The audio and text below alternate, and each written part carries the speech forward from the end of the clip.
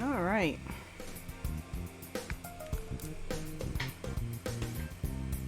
Well, I'm here. Just testing my audio.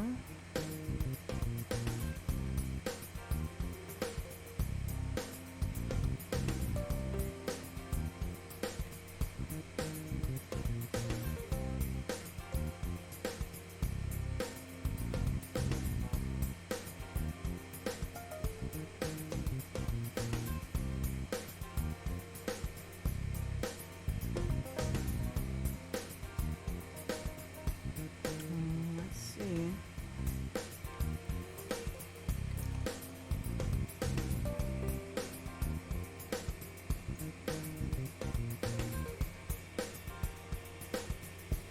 Testing.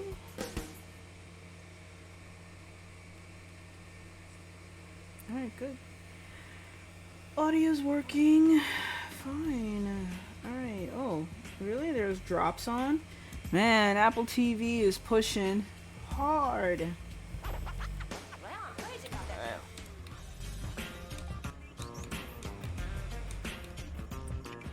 Okay. Rid of any noisy background noise. Hey, so, wow, this music is not working for me. Alright. Alright. Yeah, let's go with 80s theme song. Okay, so where are we now? Alright, we are doing the second part of Beacon Pines. We're gonna finish up this game tonight, hopefully. Before we do RimWorld multiplayer shenanigans with the Serenade GS and the Slug LC. So to just give a brief warm up of what we were going through with good old Beacon Pines, we are playing Luca. Beautiful. Bacon Pines, right? I wish this is a cute and cozy game. If this story goes in that direction, I'm all for it. But I don't know if it is. It doesn't feel like it would. It's called a cute, cozy, creepy game, but I don't think there's any horror or any dark themes to it. But yeah, Kurt, I would be all for it if it went that way. So right now we're playing Luca, a nice little 12-year-old deer, and we got two friends, a black cat, and I don't need a fucking tutorial. Get out of here. I am the tutorial. You are the tutorial, and we have a cute little tiger. And right now, where we're at, we did a couple of twists in the story, which I kind of like the twist because it keeps the gameplay fresh and surprising. I don't really know for sure where the story is going, but yeah, the twists are interesting, and especially the tokens. But yeah, if they made a dark version of this, I'm for it, but I don't think so. I don't think it'll be dark. I think this is going to be calm and cozy. So far, it has been. And let's get into it. I don't need this 80s theme music anymore. Alright. I only had the music in the background because it was just so quiet. Alright.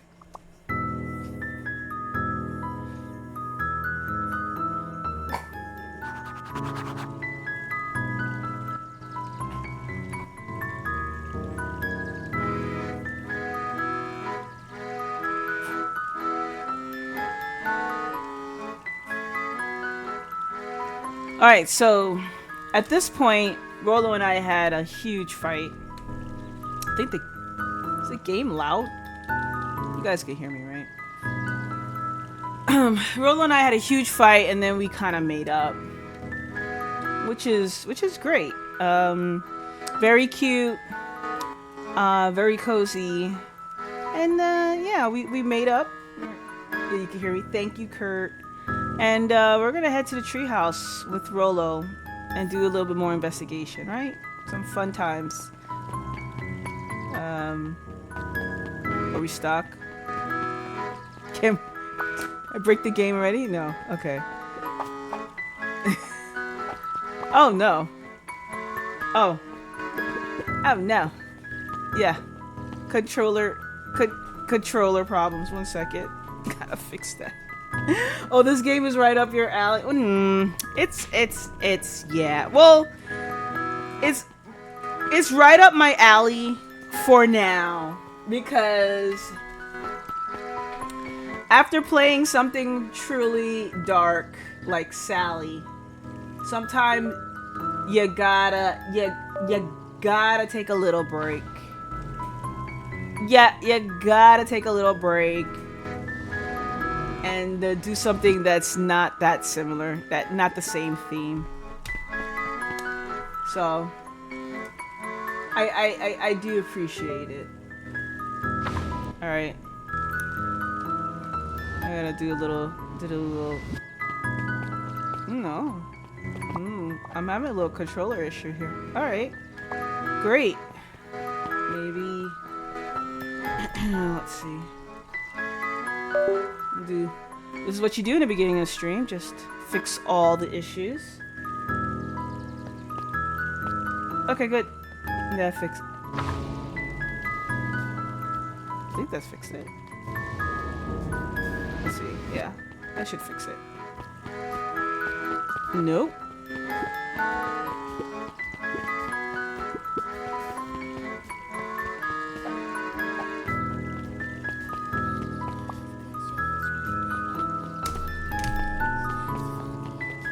No? I think game needs a restart. Even the keyboard is not working. I think it's a game issue. Alright. Let's do a quick restart of this game.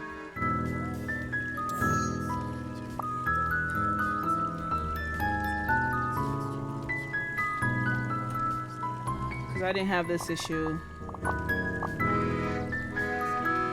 Ooh. I didn't have this issue before.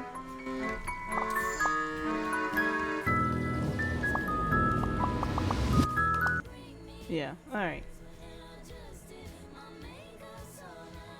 No.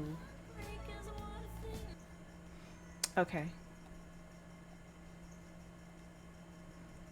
Let's try this again.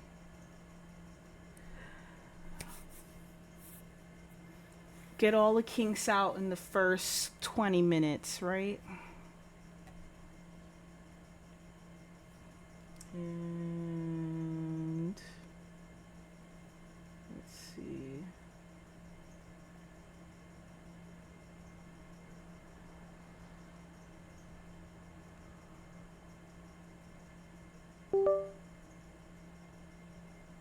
Okay. Restarting.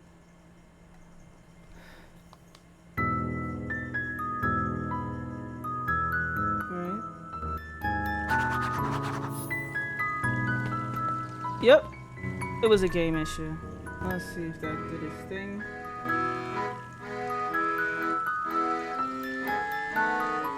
Alright. Now we can get back into it. Great. Alright, so we are... Where was it? Head to treehouse with Rolo. Where was the treehouse again? So cute. I'm so cute. Oh yeah, we also gotta keep looking. We gotta keep checking for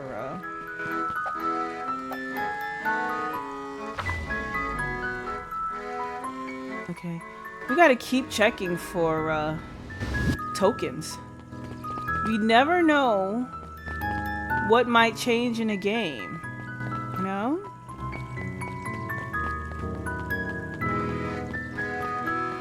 Can we talk to this person? No, that's the diner, I think. Okay. These guys are being little shits. Alright, I can't really interact with anyone else. This guy's, you know, funky. Alright, alright.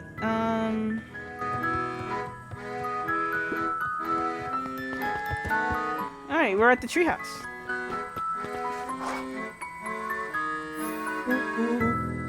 Oh, I almost forgot. I ran into your gran this morning. She asked me to give you this. Lolo handed Luca an unopened letter. I'll wait for you inside if you want to read it now. A letter? Alright, 1 second. The music. There we go. Alright. Let the voiceover volume be louder than the music, please. A letter? Luca, some things are going to happen that might be difficult for you to understand. If I am honest, I hardly understand them myself. The outside world mocks me with more rain because I got caught in the rain yesterday. Aww. How dare you go outside? That's what the world said.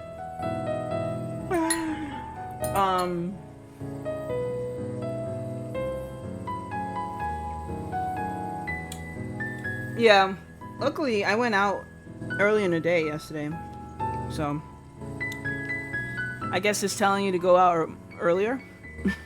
But whatever happens, I need you to know that I love you. I love you.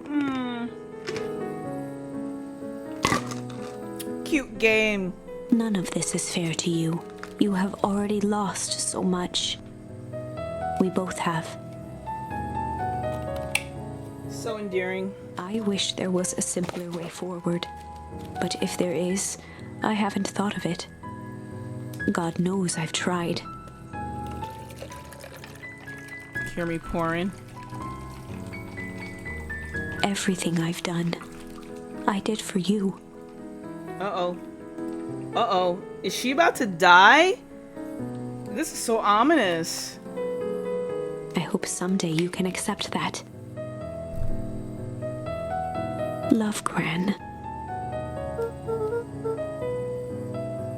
Oh, I love you too, Gran. Luca folded the paper into his pocket and headed up the ladder. Luca, read the room.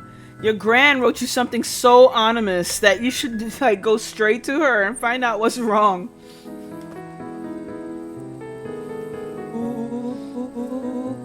What's up with the letter? Anything you want to talk about? Maybe later. Sure, whatever. Sure, whenever you want. You know, you really didn't have to go to all that trouble just to apologize. I know, but we've been looking forward to the festival for weeks. After I ruined everything with my big mouth, this was the best way to make sure you still had good time without me. Rolo. Luca was at a loss for words. But that was fine. Words aren't always necessary. The festival seemed nice. Was it nice? We can still go. Nah, this is fine. Well, there's always next year. Sadly, this was untrue. Uh-oh. Narrator. A distant rumble shook the treehouse.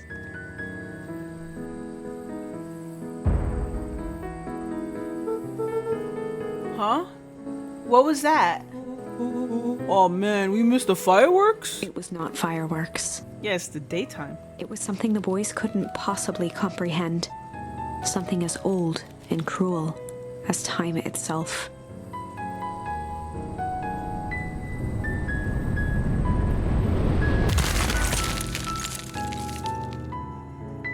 The game said tomorrow's not promised to anyone. Yes.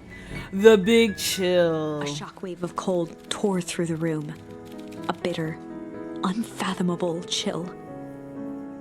Before they could react, it encased them in ice.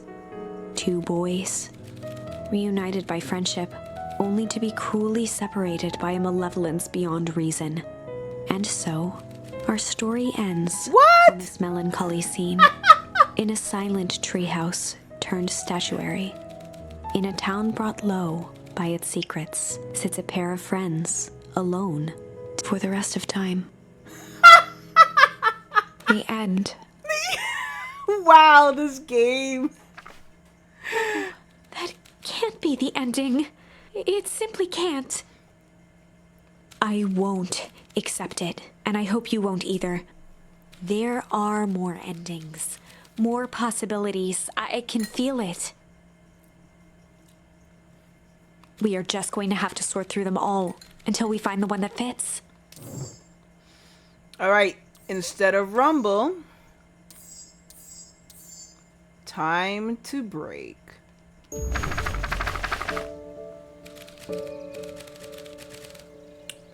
Luca began to respond, but the sky answered for him as the clouds above began to break. Luca began to respond, but the sky answered for him as the clouds above began to break, revealing patches of star-filled summer night. Moonlight filtered down, shimmering in the treetops.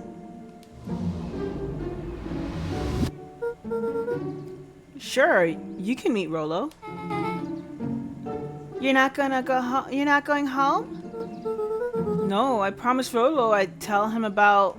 Luca stopped himself mid-sentence. Promise you tell him what? Spit it out, bub. We're thick as thieves now. If there's a juicy secret, you've gotta tell me. Okay. You can come to the treehouse and I'll tell you both what happened. Heck yeah!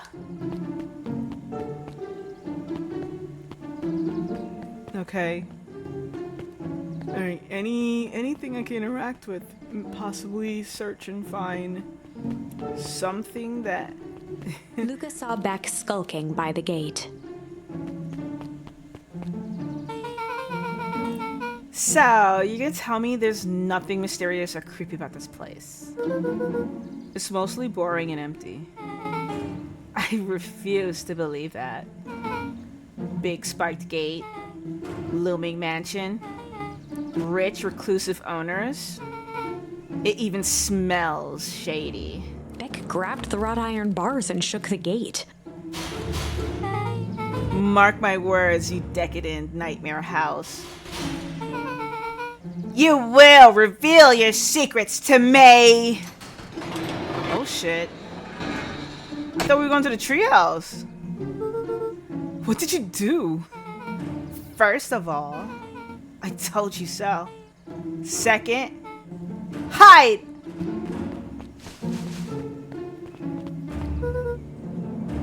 That's Eris Valentine. Who's that she's talking to? Shh.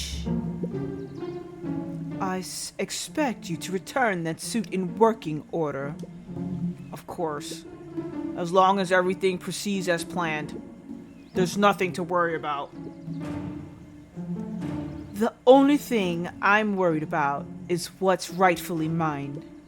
If that means making some unsavory alliances, so be it. I couldn't agree more. There comes a time to suspend hostilities. I'll deal with our common threat. Now this is what I was talking about. Beck's voice was an excited whisper. Proper shady shit. Someone in a suit like that tried to grab me yesterday. Seriously? Shh. You do understand that when this all inevitably fails, I will deny everything. I wouldn't expect any less of you. Just worry about your part in this and let me handle the rest. I can't wait to see the look on that Rube Kerr's face. Yes, the truth will come to light. I'm still surprised you're so comfortable with the potential collateral damage. If there's one thing I've learned, it's that change is painful. Wow, I was expecting shady. But that's just flat out supervillain talk. If you don't mind me asking, why? Why are you all doing this? The mysterious figure retracted their mask, hair pushing out from all corners. Family! It's Grandma! A chill ran down Luca's spine. His vision blurred. Vex stifled a sharp wince, and Luca looked down to see himself wrenching her hand.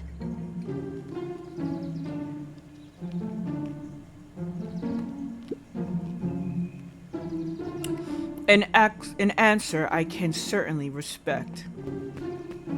Gran tousled her hair back under the face mask. Just remember, keep everything nice and normal until the festival. I don't need lessons in rousing suspicion. Gran gave Eris a curt nod and disappeared into the night. A Kurt Styles nod.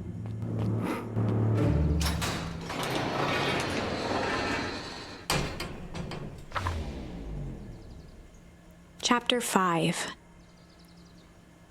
What big ears you have! Lucas All the sat better to hear shivering you. in the bushes, staring at his feet. Graham! After checking to make sure the coast was clear, Beck gave him a gentle tug on his sweater.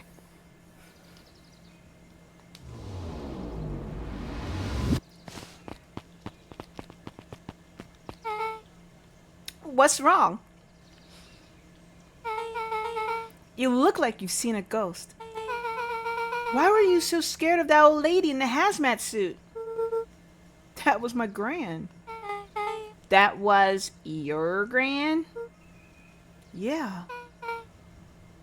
Okay, well, I'm sure there is a perfectly reasonable explanation for all of this. Let's just get to the treehouse and figure things out there. Lead the way. Alright, so meet up with Rolo at the treehouse. Yeah, Gran is sus. Oh, can we look? The Valentine Mansion loomed over every other building in town, both figuratively and literally. Alright, let's keep going. Anything? Ooh. After the foul harvest destroyed their wealth and reputation, the Valentines shuttered off their estate from the rest of town. Okay. Well, there's nothing here to discover or anything new. Oh, is there something here? No, can't go that way. Nothing to the left. Just looking to see if there's any new tokens I can discover. So, in case the story changes. For the last time, there's nothing to worry about. Of course, we're not worried. The clipboard finished writing with a scratchy flourish and looked up. Just dotting down I's and crossing our T's. Well, maybe try minding your P's and Q's. Mr. Nuncreed, arms crossed over his paunch, gave an exhausted sigh. If there's anything you need, knowing you'll know it. Absolutely. If you'll just sign here and acknowledging everything is accurate, we'll be out of your hair in a flash. Oh, for the love of... He snatched the pad and scribbled his name so hard the pen nearly snapped. There. And would you like my eternal soul as well? The clipboards looked at each other for a moment, almost pondering the possibility. Then broke into laughter as they walked away. We're digging it anyway. Okay. Alright, anything here? No. Doo-doo. Hey, Mr. Nuncreed, you crazy bastard. Hi, Mr. Nuncreed.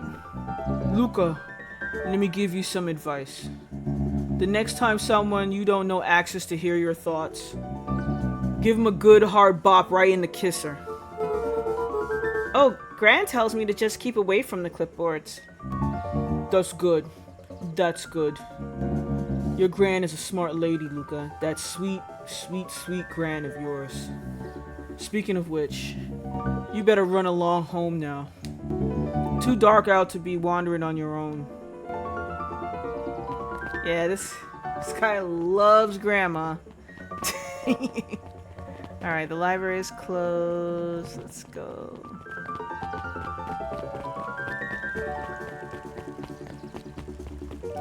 And ooh, what does the alligator lady have for me? You got a prediction for me? The answers you seek will be revealed to you in due time. The question is, the figure intoned, are you prepared to live with the truth? Ooh, ominous lady. Okay.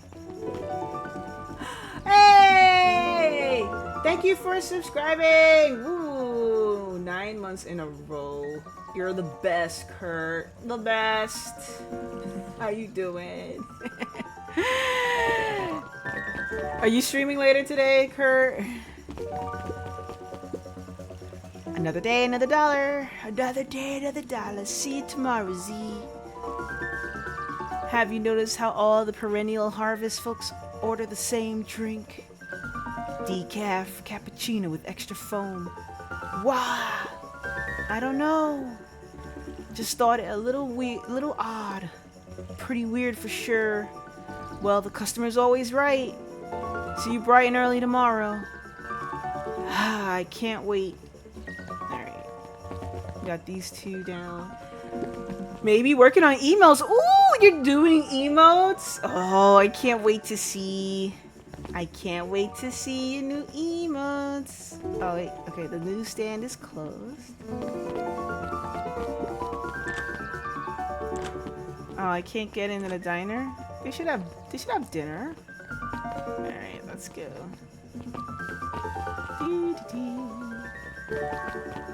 Oh wait, the festival's over? No, the festival's tomorrow morning. Alright, right. Because we went back in time. I better not dilly-dally. Gotta get to the treehouse. Alright.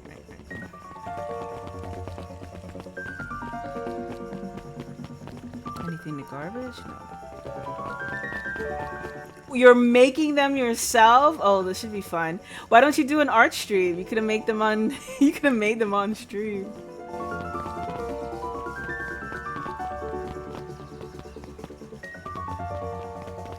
Alright, let's see. William Kerr and Gus Valentine proudly surveyed the half-covered festival banner. It spoils the surprise, but I did think of that. Oh, okay. It's gonna be a surprise. The unrevealing of Kurt's coming soon.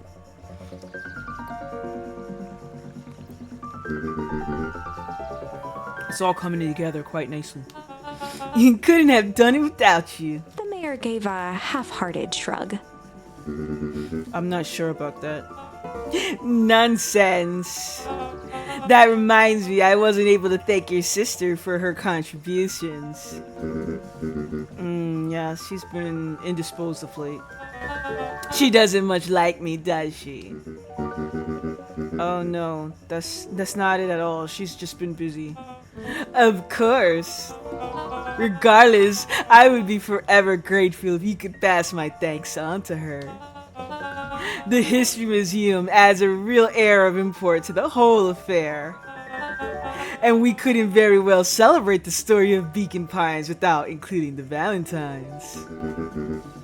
My father was a great man. You're darn tootin' he was. Kerr locked his arm on Gus's shoulder. But I mean the entire Valentine family. Present company included. Can I ask you something, Mr. Kerr? Call me William. Ask away. William, why are you doing all of this? Gosh, I've never felt one needed a compelling reason to throw a party. Not just the festival. All of this. There's gonna be 100 down on their luck towns out There's gotta be 100 down on their luck towns out there. Why is Perennial Harvest so invested in helping Beacon Pines? You know what I love most about the agricultural business? Seeds. Seeds? Yup, little bundles of potential. With a glimmer in his eye, Kurt gestured grandly toward the horizon. You treat a seed right, nurture it, feed it, and it can grow into something truly special. You see potential here? Undoubtedly. The seed of greatness is already under our feet. All it needs is a little nudge. And the right leadership, of course. Oh. Good night, Mayor Valentine.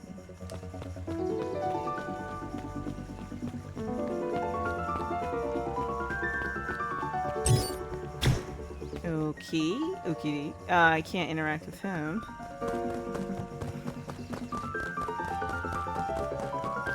Alright, off to the treehouse. Oh, this is nice.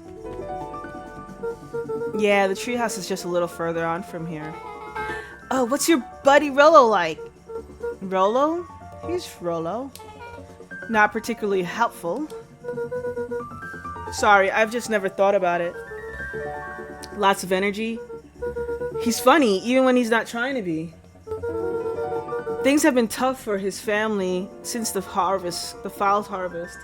Hey, welcome in, Flicker. How are you? It's about time. It's about damn time you tell me what this fall harvest thingy is. It's kind of a long story. Hit me with all the highlights. Okay. There used to be a fertilizer company here called Valentine's. How am I? I'm doing alright. I'm back into voice acting. Oh, that's the only complaint I have. Oh my god. I thought I'd take a break. But, you know, I chose this cute and cozy game. Again, thank you, Versace, for the gift. And, this cute and cozy game is supposed to be like a little reprieve from the really dark shit I tend to stream. That Sally face was really dark, so you know I need a little balance, and so I decided to do something cute and cozy and with a little mystery in it. So this is it. After you're doing great. After Sally face, you need a cleanser. Oh yeah.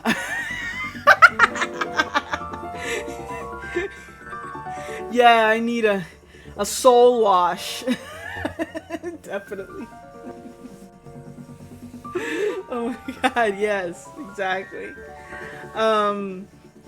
Yeah, I think Sally was probably the darkest. Yeah, Sally is the darkest that I've played, so if I think about it hard enough, that is the darkest that I've played. But yeah. Alright. Yeah, we're kind of a big deal. Ooh, big deal fertilizer. It was a big deal to us. Their stuff really worked. Farmers loved it. So Valentine's grew and grew. Beacon Pines pretty much grew up around it. Most everyone in town either worked for Sharper Valentine or used his fertilizer. Things were good. I'm sensing a big but. Around 6 years ago, Sharper Valentine suddenly died. And something changed. Changed how? Could have been a bad batch. Maybe it was in the water, air, or soil. Nobody knows. I'm thinking about the darkest game I've played. Maybe Dark? darkest game was dark. I can't stay, but I wanted to hop in and say hi. Have a good evening of gaming. Aw, thanks, Flicker. Thanks for dropping in and saying hi. Much appreciated. I hope to see you more, you know, and see you around still through anything. All right, and hope you have fun for the rest of your evening. Nobody knows, but all the crops died, and everyone blamed the Valentines. The foul harvest. Good, Flicker. I'm glad. Yeah! Valentine's fertilizer went out of business. Half the town lost their jobs. Sheesh. The next year, the crops came back, but everything was different. You plant a crop, do everything right. It's sort of a crapshoot what happens. And no one knows why? Nope. I take it Rolo's farm got the short end of the stick. Yup, for some reason their farm was hit harder than others. That sucks. Things have gotten better since Perennial Harvest came to town. The Beacon Pines Reborn Initiative? Yup, first thing they did was give the town a deep scrub. They even put us up in hotels, one town for over a week, while they decontaminated the groundwater. We better get going. I wonder if this is so weird. All of a sudden, Sharper, Valentine. I wonder if they were. I mean, I would love to see like magic and occultish stuff, but I don't know. Oh wait, there's more. Let's see. I could do some fishing. But I think there's nothing new here for me to fish with. So, by the way, exclamation mark fish will allow you to fish along with the game. All right. Luca wrapped a twig of femfish half refined. Yeah, we did this, and we got all of this here. So this is just our going back into memory. Awesome, Kurt. Let's go.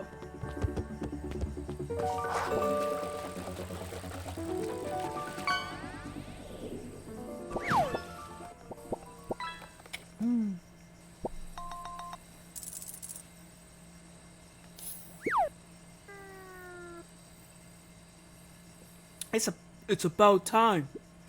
I was about to give up and go home. Who's the new kid? Name's Beck.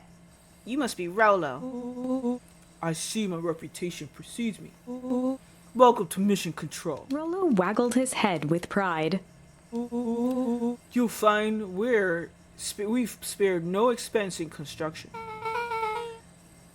I've seen worse looking piles of junk. Thanks. Hey, Luca, you know the security concerns we talked about?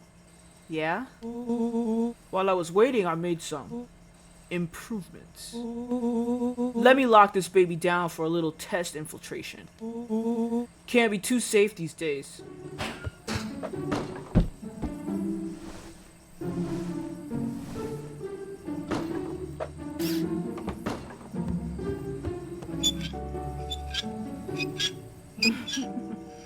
Interesting.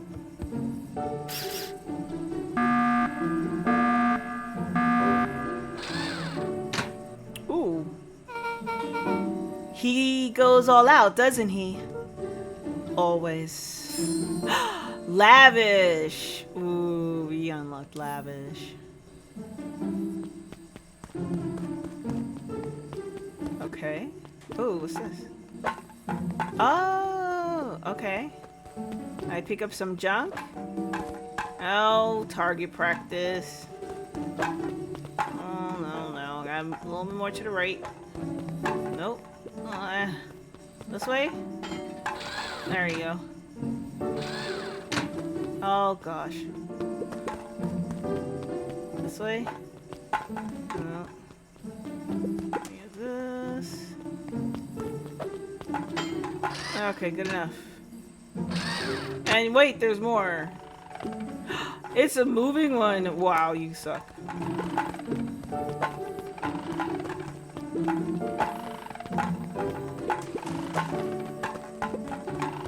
Come on.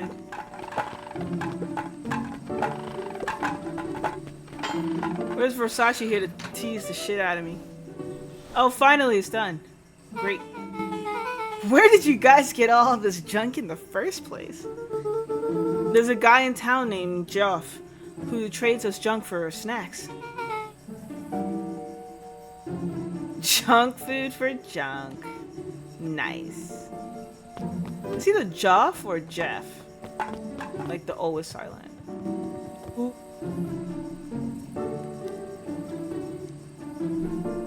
So, pretty sweet security, right?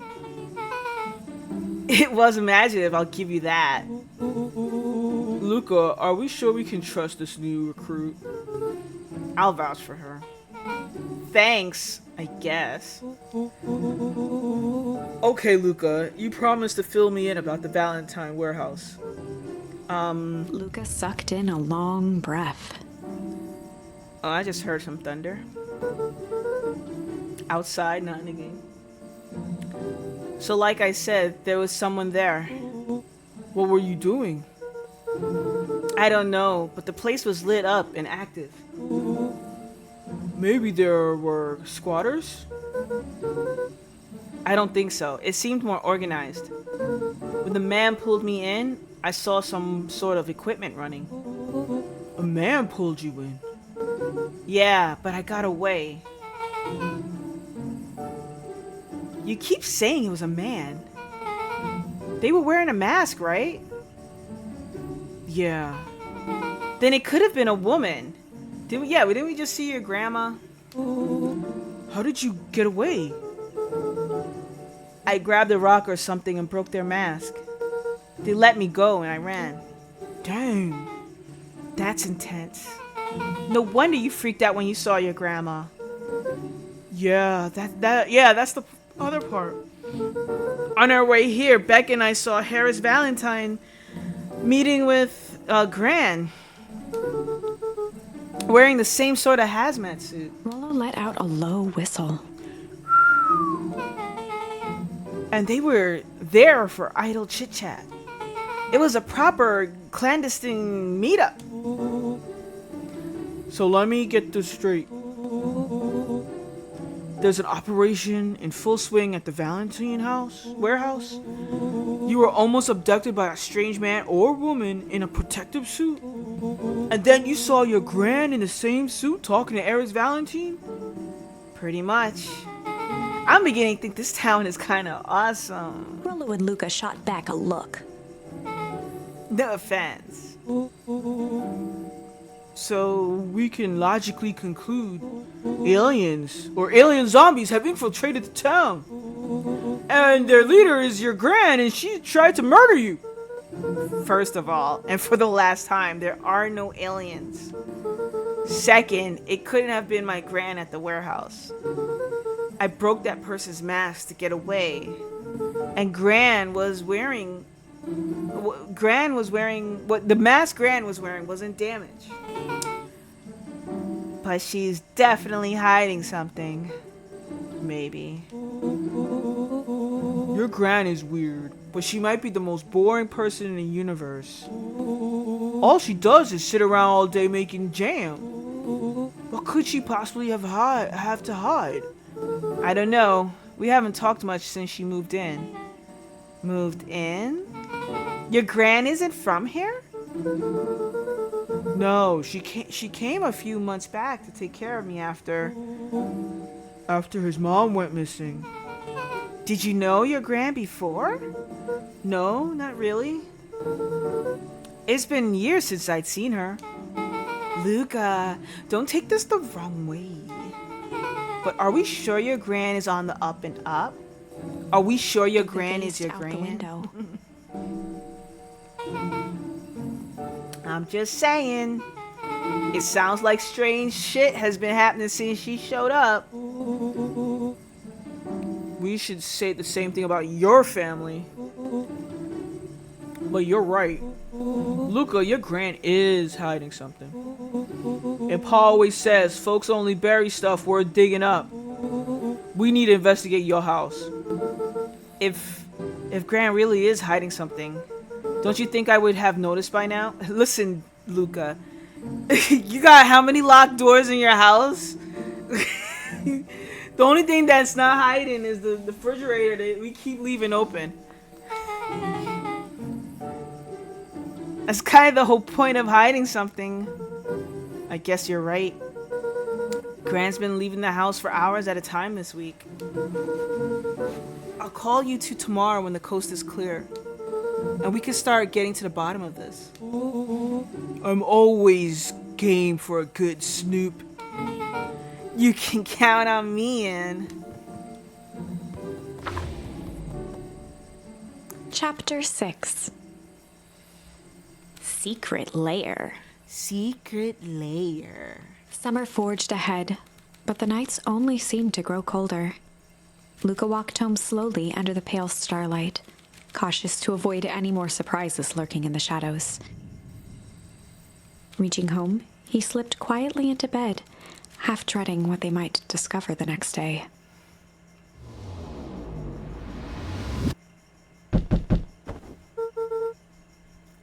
What time is it? Who's knocking on my door like that?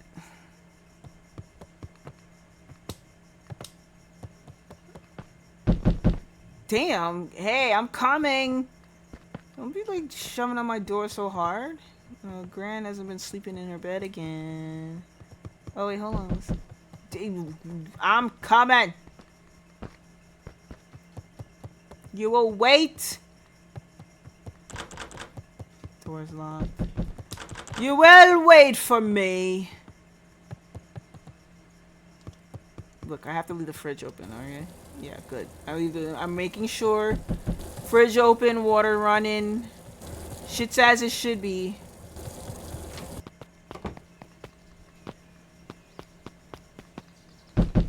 Yeah, I can hear you from the backyard. I'm just making sure.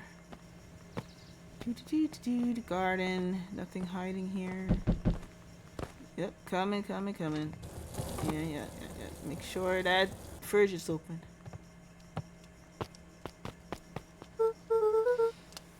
Rolo, what on earth is that? Home? That ridiculous thing on your head. Oh, this? It helps me think. You're gonna lead a lot more of those. Joke all you want. We'll see who's laughing when I crack this case wide open. The coast is clear. Yup, whatever she's been up to this week, it's been keeping her busy most of the day. Very well. The game is afoot. Luca and Beck rolled their eyes as Rollo strutted across the room. If I were your Gran, where would I hide my deepest, darkest secrets? Perhaps where you might least expect it. Rollo flung open the cabinet with confidence. He Aha! coughed as a veil of dust hit his face. Nice. I think it's safe to assume anything that dusty isn't what we're looking for. Or maybe that's what she wants you to think. Then again, any good detective knows not to trust their first hunch. First hunches are for suckers.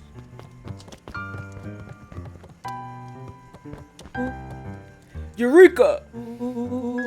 She lit a fire in order to burn the evidence. She keeps that fire going every day, all the time, forever, Rollo. Drat, it may already be too late. Just think of the mounds of documents lost to ash.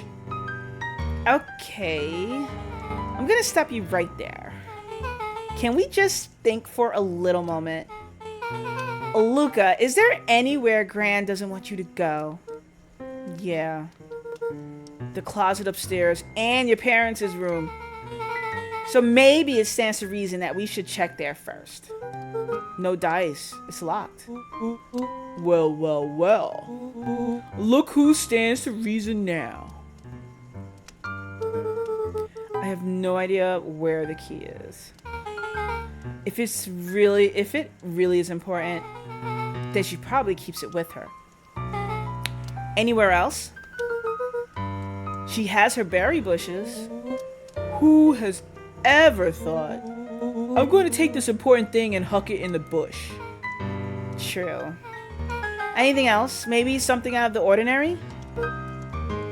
Well, she is always worried I'll break her fancy dishware in the kitchen. But it doesn't matter anyway. I can't reach the latch. A look of realization crept onto Luca's face. All three kids snapped to glance at each other, then sprinted in turn toward the kitchen. Oh, his facts! Feximus plus all. Oh my god. You're so right, Feximus. You are so right. Hey! Are you still in V Rising? Your castle sort of disappeared off the map, Fex. I should totally invite you into the clan we have.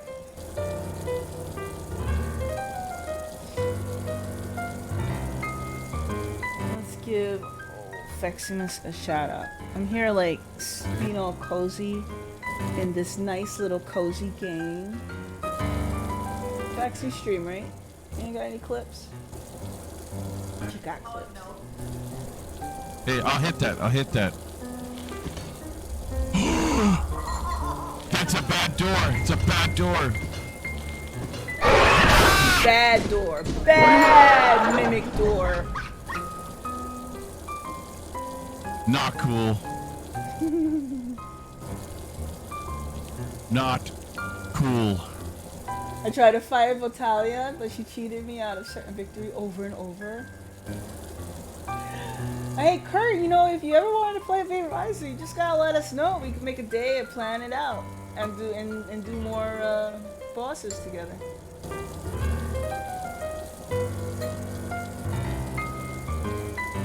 All right, Rolo.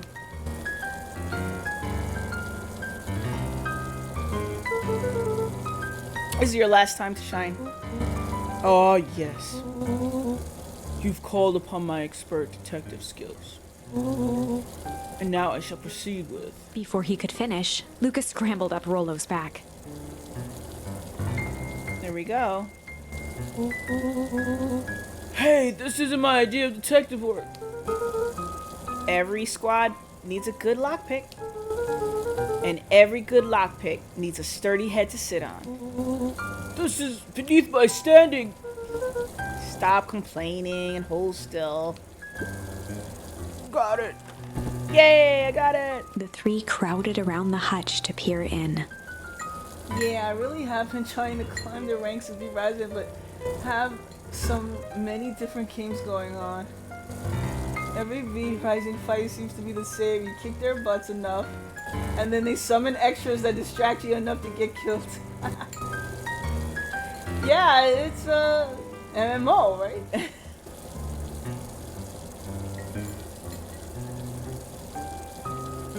With the glass doors opened, a perfect porcelain display gleamed in front of them. Their eyes searched for anything amiss. But the only distinct feature was its impeccability. Well, that was anticlimactic. Yeah. I don't really know what we were expecting. Like, oh hey, let me yank on this random teacup As Beth and... pulled on one of the teacups, it slanted forward with a hollow click.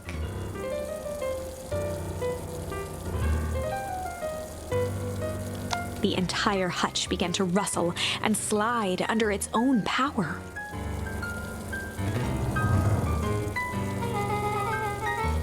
Seems like your grandm's doing some remodeling.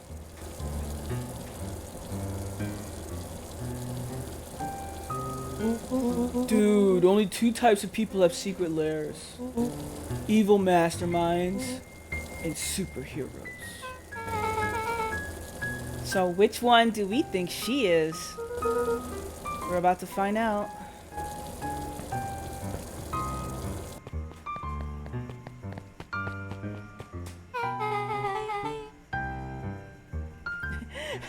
You got a secret lair? Oh, wait, does it involve whips and chains? Okay, so more of an unhinged conspiracist vibe. Oh, wow. Yeah, this can't be good. We need to look around before jumping to conclusions. Oh, okay, yeah, all right. So she's got a research room. There you go. What's this? A spider web of string connected photos of people from the town, interspersed with hastily scrawled notes. Well, she sure has kept herself busy. Is your gran a serial killer? 'Cause I'm starting to get a vibe. Don't be ridiculous. Sure, she just tracking the movements of everyone in town out of the kindness of her heart. She put the little symbols by some of them. Yeah, Mr. Nuncreed has a clear check mark. The clipboards are all inside a big circle. My mom's are both on here. Both with question marks. Gus Valentine has a question mark.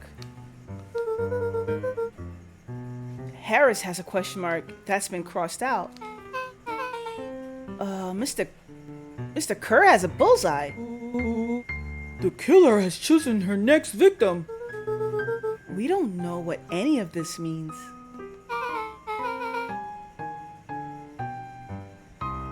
Whatever it means, it's probably not good. Whoa.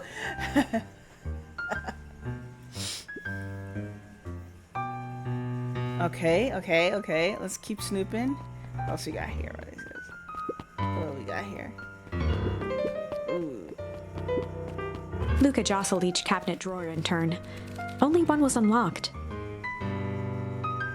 He fingered through the filing cabinet, pausing at a bulging folder labeled Walter. For a long moment, he just stared at it. What do you got there?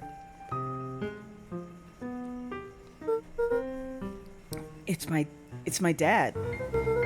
Looks like some of his old medical files. Your dad was a doctor? Luca nodded and caressed the label with his thumb. Well, are you gonna read it? Here, let me help. Rollo swiped the folder from the drawer and began leafing through the pages. He whistled to himself, barely looking at the text. How about you actually read some of it? Well, one sec. Dense documents such as this are a lot like a cheeseburger. It's best to script straight to the middle. That's where all the meaty bits live. Wow. I had no idea we were in the presence of preeminent scholar in dense documents. And cheeseburgers. By all means, proceed. He stopped at a page and mimed, holding up a monocle. Oh, here we are. Follow-up examination of Terrence Wilby. Patient shows further signs of paleness and malaise. Body temperature continues to drop.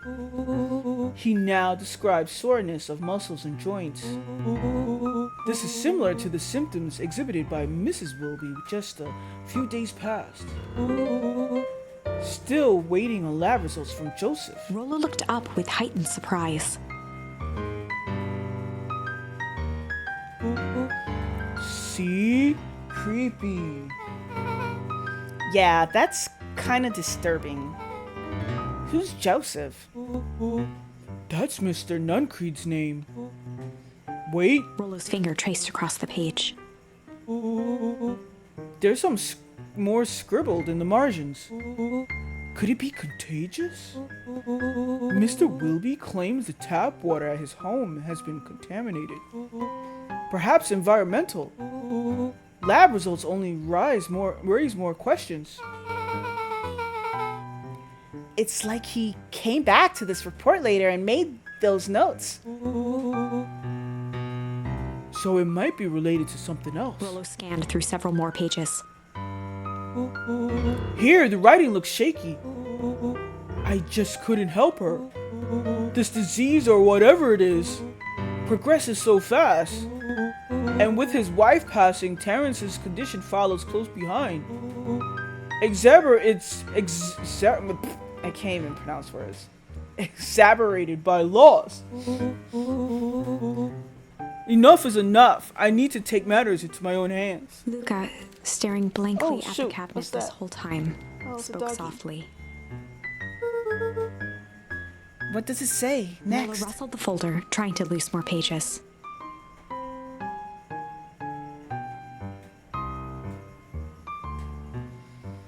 Yeah, Kurt, I'm the same way. If I haven't seen someone in 8 years, I assume that they have been abducted by aliens.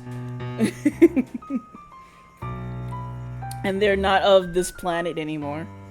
And if I see them again, I don't know, maybe they've been like replaced with another mind. They're of a different hive mind.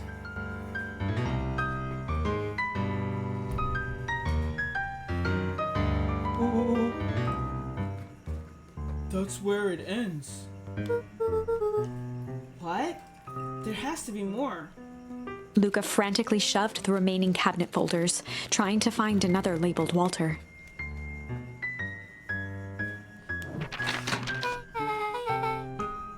Okay, I need to take a nap. Have a great stream and take care, everyone. Thank you, Fax. And enjoy. I hope you have a wonderful nap. Hello, Amanda. How are you?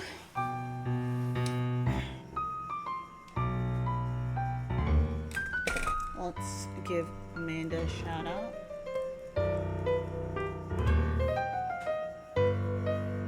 Slime Rancher. Pickles. Pickles. What was I saying? Oh, because when I went back to the station, it was on the other side of the door. And Pickles. Killed by Pickles. I think that was,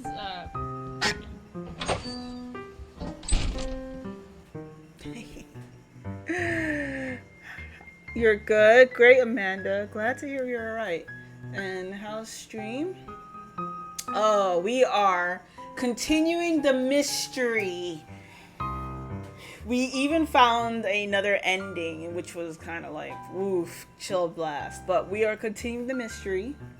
I think we're getting closer to the ending. We're already an hour in and moving steadily towards maybe the actual ending. Luca, I think that's the only one.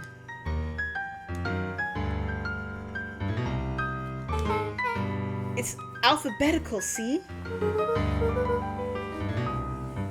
What did he mean enough is enough? How did he take matters into his own hands? This is bullshit. Luca slammed the drawer shut. Oh, back to searching. Let's see. Back to searching. What else we got here? Over here? What do we have here? Barrels marked caution explosive. And jam jars? That's enough jam to feed the whole town. What kind of incendiary jam is your grand making? Ooh, incendiary token. She wouldn't have had me walk around town delivering bombs, right? Only one way to find out. Rollo casually spun open a lid and dipped his finger in the jam. Huckleberries. He smacked his lips. A hint of brown sugar. And Ink? What? Rollo plunged his hand in the jar, fishing out a soggy slip of paper. Aha! Rollo offered the slimy note to Luca and licked his fingers clean. It's addressed to Mrs. Fartanelli. A grand jamgram? It says, last night I used the disguise Harris provided to scout the location. The timing window should be possible. Operation Sparkplug is a go. Oh man, are they doing a heist? Whatever it is, it can't be good. So more a bombshell than a bomb, am I right? You're new here, so I'll let it slide. But I'm the bad joke guy around here. Okay. Okay. All right. Now we got more juice to uncover here. Ooh, what's this? Oh, look! Haha! Look. Yo, why does Graham need to practice her boxing here? Woo! Come on, achievement. Come on, any achievement? Achievements. No. Oh, Chris gonna call Mama. No problem. I will be here until this game either finishes or I see a slug or a tanuki show up in chat and then I have to switch games. Come on, come on. No.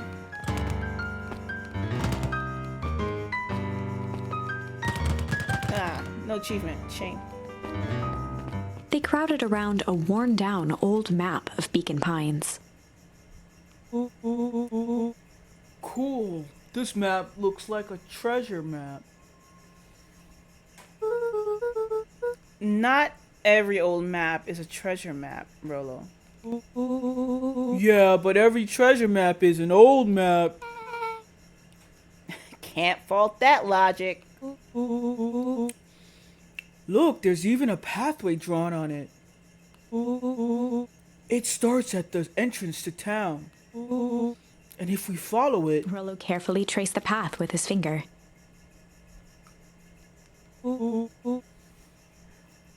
It leads right to... He jabbed down at the end point.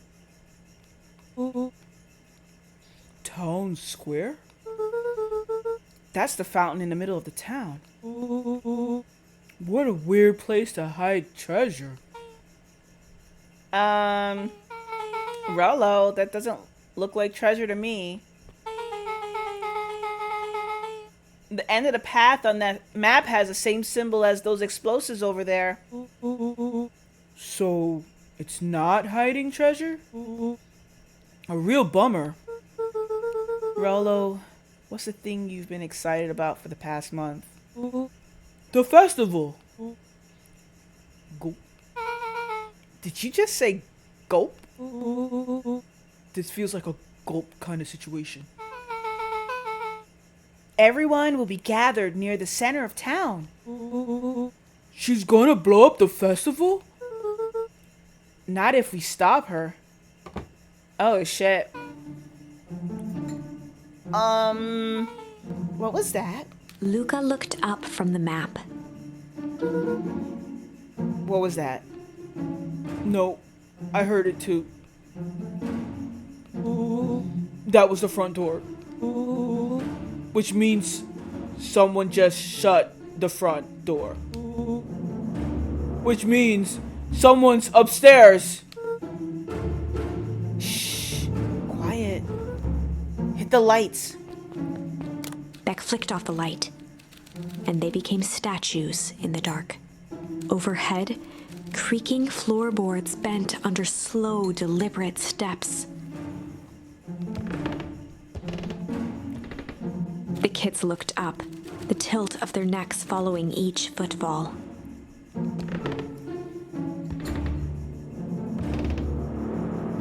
Then suddenly, it stopped. Without realizing, they'd been holding their breath. All three exhaled shakily and glanced at each other. A muffled male voice broke the silence. Hello? A final few footsteps reached the entrance above them, and the voice now echoed down the stairs. Anyone down there? The three kids shuffled to the corners without a peep. As he began to descend the stairs, the man's voice punctuated every new step. Thump, Yoo-hoo! thump. I'm not here to help anyone. I'm not here to hurt anyone. Thump. I'm just here to help. Just At the bottom step, the man paused, squinting to search the room for signs of life. huh? Guess it's nothing. Rollo shifted suddenly. Luca gave him an intense, chastising look and whispered through clenched teeth. Rollo, don't. It was too late. Rollo was already inching toward the stairway. He screeched as he charged toward the shadowy figure. Flaming chicken coop! With all his weight, Rollo tackled the man to the ground. Rollo. Mysterious, creepy man. Anyone there? From the dark corner, they saw something move. Well, I didn't know if I had it in me. But there was only one way to find out. Holy crap, Rollo, that was awesome. Wait, did you just kill that person? Luca scrambled to the hunched figure on the ground. Pressing his fingers to the man's neck, he sighed with relief. You sure clobbered him good, Rollo. He's knocked out cold. As Beck flicked back on the light, Luca and Rollo both gasped in stereo. Mr. Tolliver! Chapter 7. Ooh, we're making progress. We're at chapter 7 now. The interrogation of Hiram Tolliver. Still unconscious, Mr. Tolliver slumped heavily in a shoddy old chair. His hands were bound with rope, his feet tied with some loose string. The kids huddled in a circle, discussing their plan. One thing was certain, they couldn't just let Mr. Tolliver go. They needed to know what he was doing in Luca's house. After some deliberation, it was decided. Oh boy, here we go. They'd run the classic good cop, hard cop, good cop, chill cop interrogation. I don't know. Anyone in chat want help? What should I choose? It's good cop, chill cop. Of course, you gotta go hard, right? Good cop, hard cop. Let's go. Let's go hard. They'd run the classic good cop, hard cop interrogation. Rollo brandished a steely gaze. I've got this. Read about it 100 times.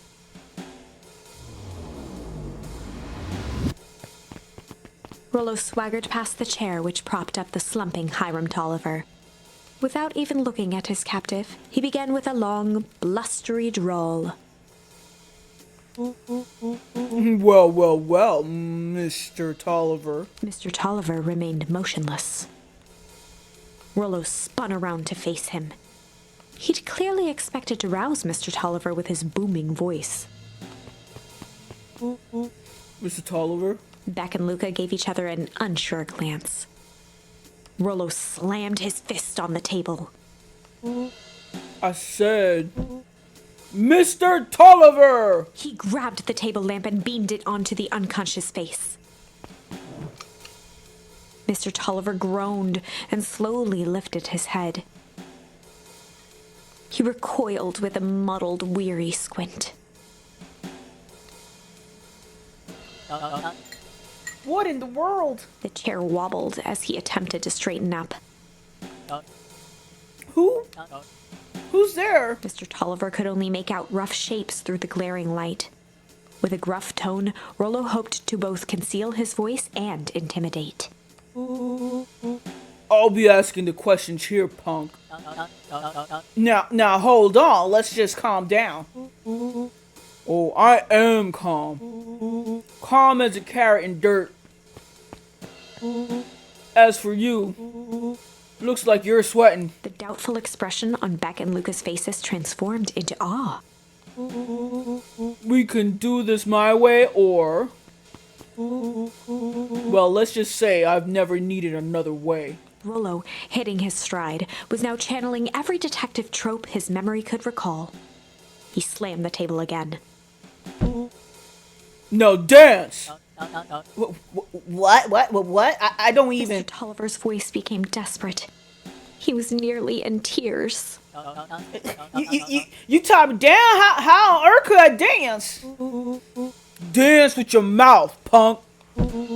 Spill the beans. What are you doing poking around this house? I'm here to help Juniper. To make sure everything's ready. Oh? So you're in cahoots with Gran?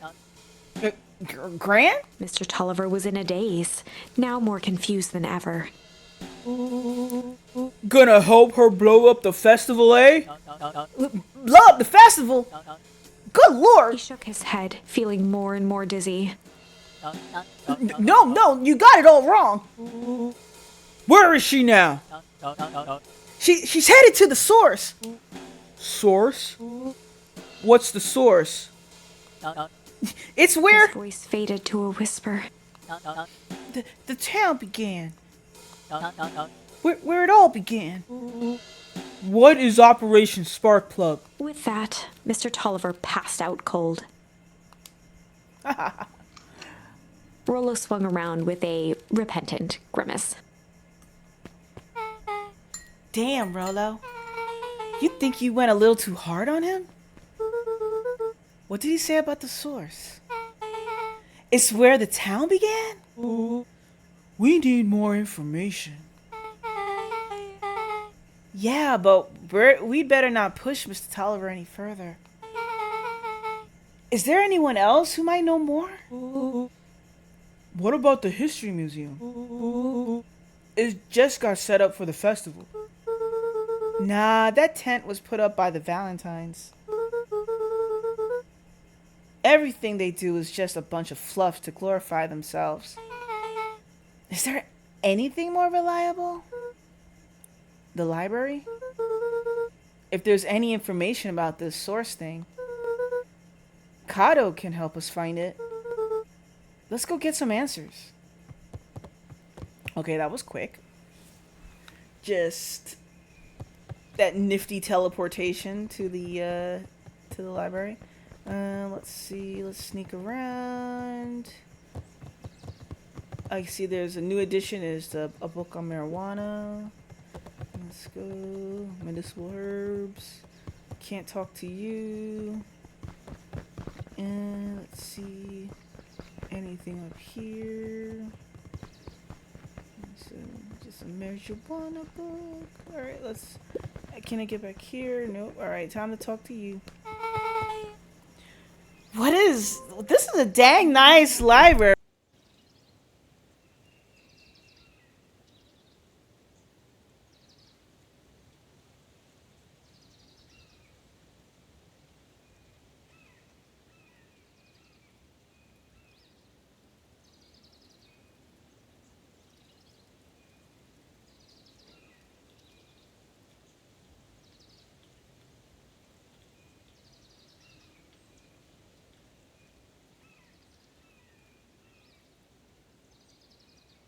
Okay. This is a dang nice library. Thanks! We work hard on it!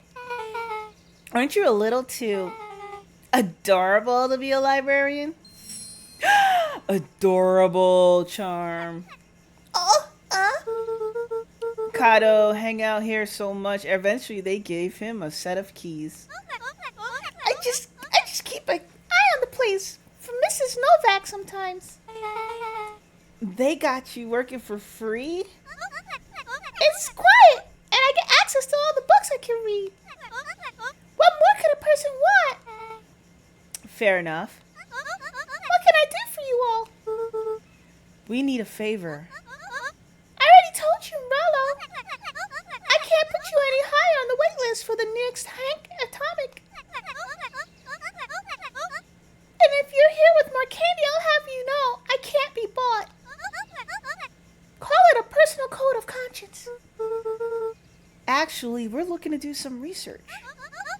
Now you're speaking my language. What are you looking for? That's the thing, we sort of don't know. What you got on the history of the town? There's the county record archives. What's in those? Births, stats, newspaper clippings, stuff like that. Pretty boring reading. But they do go all the way back to when the town was founded. Great, we'll start there. Chapter 8. Ooh, we're making progress. Chapter 8. 6 feet under, 3 towns over. The kids spent the rest of the afternoon combing through dusty piles of old county records, desperately searching for anything that could help them make sense of Mr. Tolliver's cryptic utterance. Luca tried to shake the thought of Gran's basement, but his focus wavered. Explosives, messages hidden in jam, dossiers on various town figures, and a corkboard. Gran was the only family he had left. He still couldn't bring himself to believe the worst. But the old map with the symbol of explosives in town square made that difficult. As the sun began to set, the kids were no closer to the truth.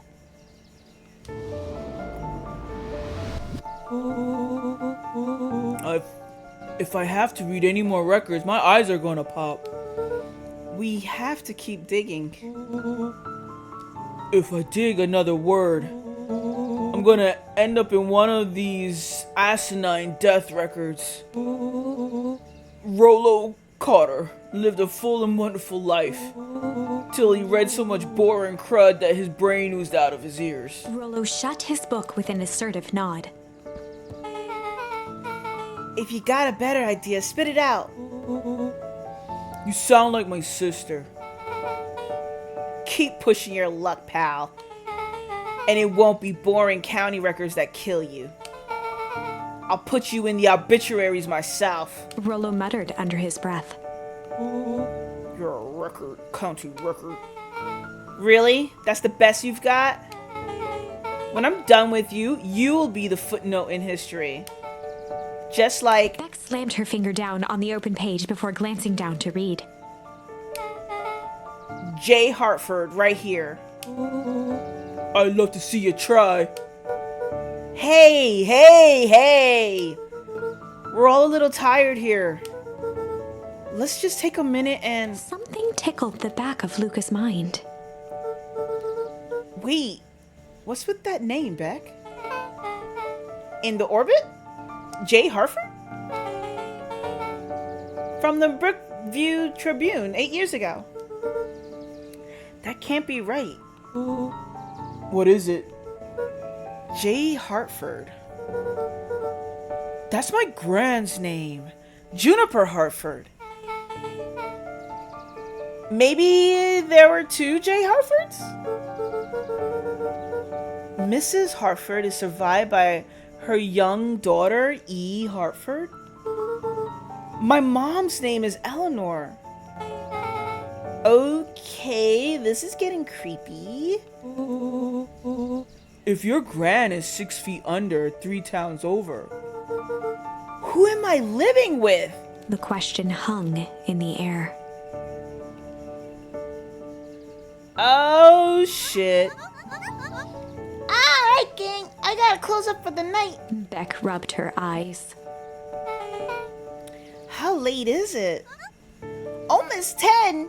oh crap, Pa's gonna kill me. I gotta go. Yeah, my parents will be worried sick. Okay, let's meet up as early as we can at the festival tomorrow.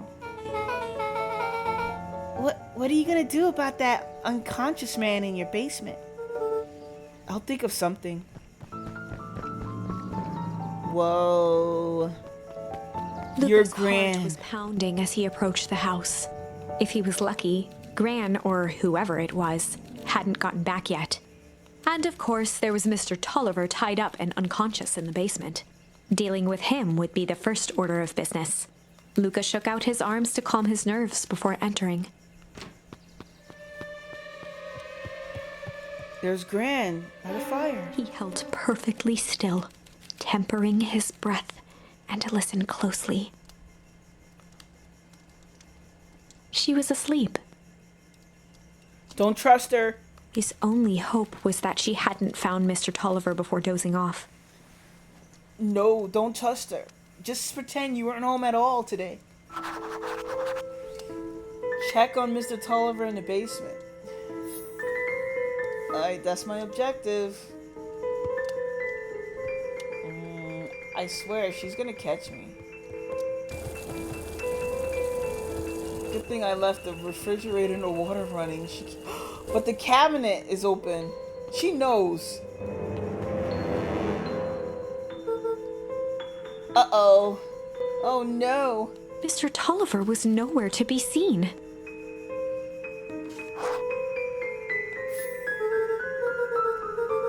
Maybe he woke up and escaped from his bindings and left without a trace. No, he left the door open. Or maybe Gran knew everything. Exactly. What do I do? Luca's hungry stomach groaned. Not realizing it, he'd gone the entire day without eating. Okay, I can figure this out. Just need a little brain food. Luca rushed over to the pile of jam jars, unscrewed one, and shoveled a handful into his mouth. I'm afraid your jam delivery will be delayed. He flipped the lid to read the label. Mr. Nuncreed. Okay, now I can think. So if Gran knows we tied up Mr. Tolliver, I'm screwed. If she doesn't know, then I need to play it cool. I guess the only option is to go to bed and act as if nothing is wrong. Gran will think Mr. Tolliver finished what he was sent to do and left when he was done. I mean, that's if Gran knows that Mr. Tolliver... I mean, what if Gran found Mr. Tolliver and let him free? I mean, the fact of the matter is, the door was left open. There's still sus. Alright, anything else in here? I can, like, read.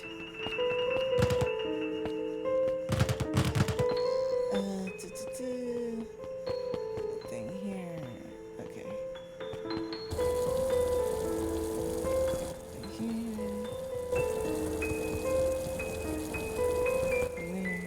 Wait, can we close it? No? Okay.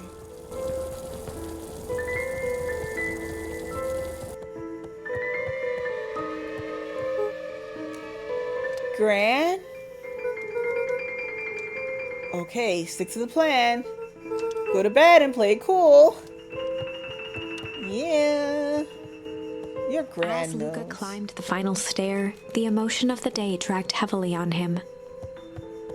With each consecutive step, his legs weakened. Yeah, because you had some of that jar jam. That was it. The Gran jam that's about to be poisonous or something. His stride began to falter. He tried to grab for the railing to steady himself. Something was wrong. Yeah, you got drugged. Come on, legs. Just a few more steps. Luca groaned and tried to move. His limbs might as well have been bolted to the ground. Through numb lips, he mumbled just before falling asleep. The jam? Yeah, you went to sleep alright, but not by your will.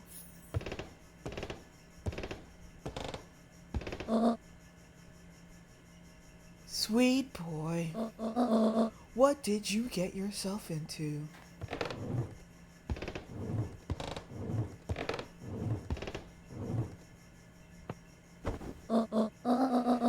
Rest now and let me handle everything.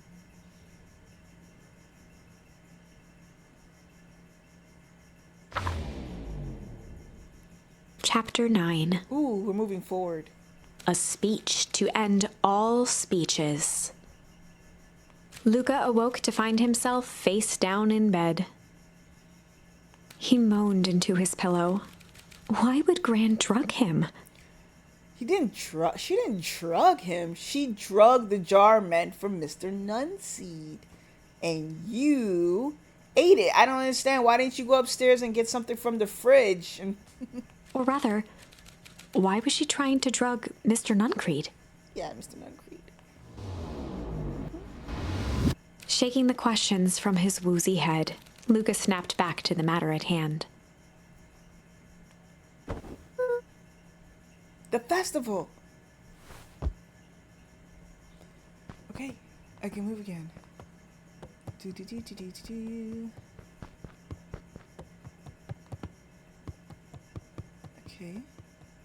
Okay.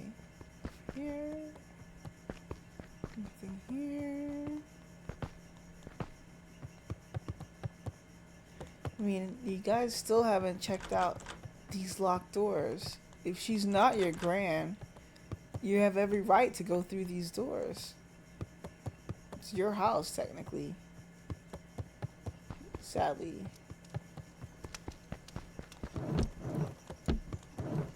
Being all sneaky. It's over here. Fire.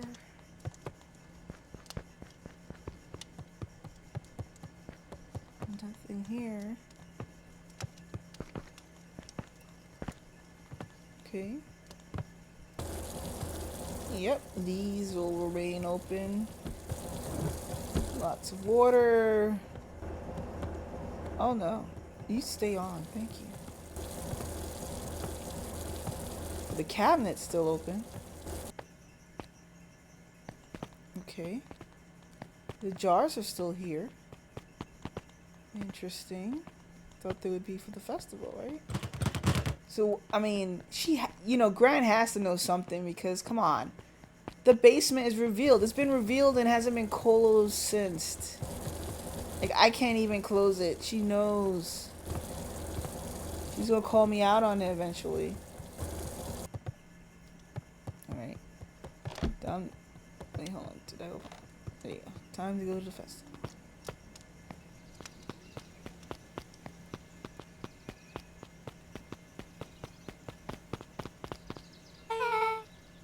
Where have you been? Gran put something in the jar. Yeah, we know. Secret messages for secret conspirators. Not this one. This one intended for Mr. Nuncreed. Put me to sleep. Whoa. Ho, ho, ho. Sly devil. Ooh, charm for Sly. I think she's trying to remove him from the equation. He might be in danger. Have you found anything? We looked around, but haven't seen anything odd. Your gran is nowhere to be found. But Mr. Nuncreed is just loafing around waiting for the speech. What speech? Mayor Gus just got up to the podium. Everyone's gathering at the stage. Let's get moving. Oh, look, everybody's there. Augustus Valentine nervously wiped his brow. Ahem, is this thing... Hello, Beacon Pines. I'm Augustus Valentine, your mayor, and I suppose you already know that. Oh yes, before we get started, I just wanted to take a moment to recognize someone who couldn't be here today. This town wouldn't be here today without my father, Sharper Valentine. So I thought we could begin with a round of applause befitting such a great man. Daddy issues. Even now, more than the old codger deserve. Gus cleared his throat and awkwardly loosened his tie. Right. Where was I? William Kerr bounded on the stage with the energy of a preacher at a big tent revival. Gus Valentine, He everyone. gave Gus a hearty slap on the back and motioned him off the stage. Let's hear it for our mayor. What a great turnout. Ah, heck, I didn't prepare anything. But I suppose I could say a few words. Would be a shame to waste such a beautiful podium. Mr. Kerr pulled a thick stack of note cards out from his vest. Community, conviction, commitment. These are the things we celebrate at Perennial Harvest. For us, these are the pillars of the bridge to a better tomorrow. But I think it's time to add a new pillar. Change. Change is a powerful thing. It's inexorable, unavoidable, and undeniable. And I'm dadgum thankful for it. Change is the reason we're all together today. It's hard for me to believe that it was only 4 years ago when fate brought me here. And simple business trip, which brought me to a small town which would change my life forever. Mr. Kerr took a moment to survey the crowd. You know what? He wiped away a single tear. From the second I set foot in Beacon Pines, something about this place has held me captive. You see, change represents opportunity. It represents potential. It was change that helped me recognize the potential of this place. To see that the people of this town, despite suffering great loss, still held onto the things that made them special. He thumped the podium to emphasize each word. Community, conviction, commitment. Change. Mr. Kerr nodded confidently, biting his lip. The crowd was silent, in rapt attention. Fate made a perfect match that day. Nothing is more important to you all than community. And perennial harvest is a community first and foremost. Mr. Kerr methodically made eye contact with each section of the crowd. The only way you made it through the foul harvest was an unshakable conviction. A conviction that a better tomorrow was just over the horizon. Perennial Harvest was founded on the conviction that we are that horizon. This festival is a symbol of our commitment to each other. His voice began to build to a crescendo. We now walk hand in hand into a future we will shape together. And this is what change is all about. Grabbing the future by the scruff of the neck and making things happen. Change is a choice. I am tickled pink that we will all be making that choice together. How great is that? Just imagine what we can accomplish. What was that? The crowd began to look around nervously. Don't worry. A little thunders ain't gonna ruin this day. Everyone remain calm. Mr. Kerr quickly flicked through his note cards. Where was I? Through all my travels, I've learned one true thing. One always reaps what they sow. We have all planted a lot of good in this town. And so is with a happy heart that I proclaim. He raised his hands up to the heavens. A harvest awaits. What? At What? that moment, a merciless wall of impossibly cold air ripped through the crowd, instantly freezing everyone and everything it touched.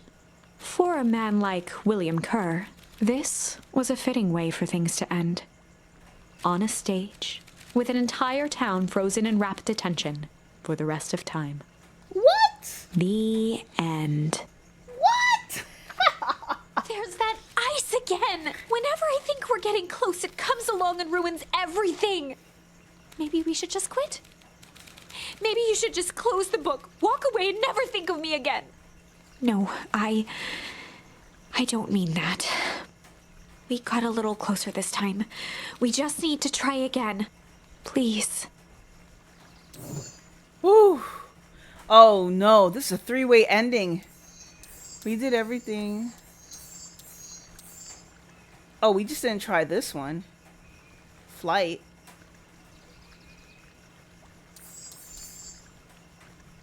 Let's try. We have so many different endings here. Let's try flight on this side.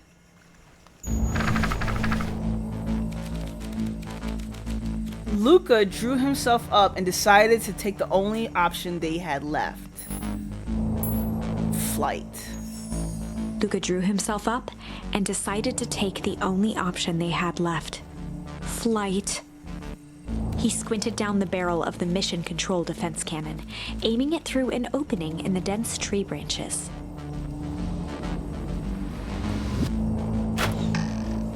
He looked up with surprise as it struck true and taut.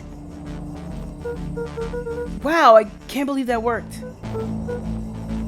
Hey, Mr. Kerr. We love to hear your thoughts, but I'm afraid we have places to be. Come on, Iggy. See ya, jerks! Oh, this is the alternative. Sigh, fine. We know where that leads them. This way, we'll take the tunnels. Luca and Iggy winced as they sprinted through the thicket. The branches clawed at them, reluctant to give passage. After what felt like a marathon, Luca stopped in his tracks as they reached the clearing. What the? That was all he was able to say before Iggy slammed into his back. The boys tumbled down a steep decline and crashed with a wheezing thud on a surface as hard as ice. In fact, it was ice. More ice. Chapter 5. Signs. They stood silently, catching their breath. The sky was like sapphire. With each breath, a plume of steam escaped from Luca's lungs. Let's keep moving. Luca pulled Iggy to his feet as they gazed across a snowy terrain. That was actually pretty badass. Uh-huh. I think we lost them. Are we up in the mountains? I don't think so. If anything, we went downhill. Then what's up with the Winter Wonderland? All I know is there's no going back the way we came. Let's see if we can get our bearings. Follow me. Find a way home. Okay, so, alright, pretty much all things lead to ice. A disc of smooth metal was lightly covered in snow. 2 faint seams were visible along the surface. A manhole cover? If it is, I've never seen one like it. Okay.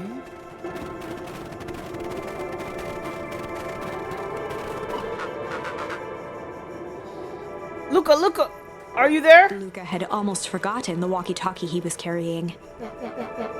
It's that bozo Kurt.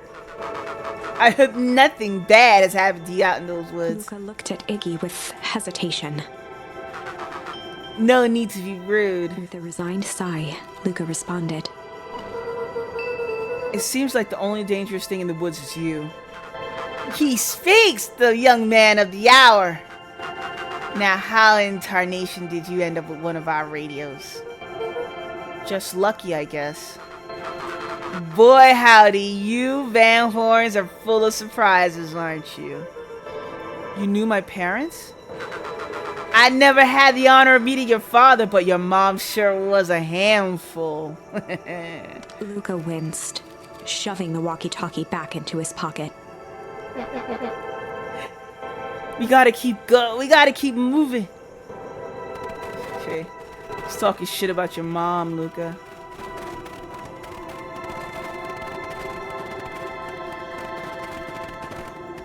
Okay, let's see. Where's the readout? Sitting just above 258 Kelvin. That's down a bit from last time. Should we report this to Mr. Kerr?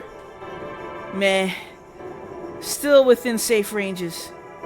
It may be spreading, but it's under control for now. Even a small nudge in the equilibrium could cause a cascade. Dude, relax. Just a few more sites to hit before we can punch out. Let's get this over with. Oh, man. Oh, this is an alternative. What's all this? Hard to say with all the snow. I think it's the town sign. It can almost make out letters under there. What town could this even be? There couldn't be another town this deep into Weepwood. I'm looking at evidence to the contrary. Let's figure out what we're dealing with here. Step 1, snow's gotta go. I'll see what I can do. Oh wait, hold on. Oh, okay.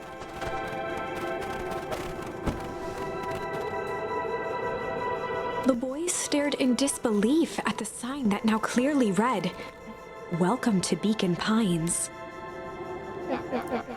That doesn't make any sense! We're in Beacon Pines. How's that possible? We ran away from town, how did we get back here? I guess we got turned around. Where did all this snow come from? Well, it's been colder than normal lately. That's a pretty big difference between sweater weather and this Arctic hellscape. The puddle we found that before, it was cold too.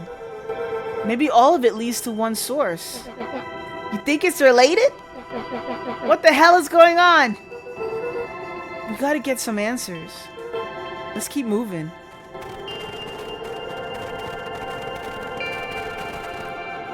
Yep. This whole place. What do we do? Like, go back in time? This stuff looks familiar to you? It looks like the barrel near the puddle I found. Shoved me into, yeah. Oh, shit. Anonymous much? It's all frozen! Looking down at the frozen stream, Luca could faintly see a school of minnows encased in the ice. Whatever happened here, it happened fast. The fish didn't even have time to run. Or, you know, run.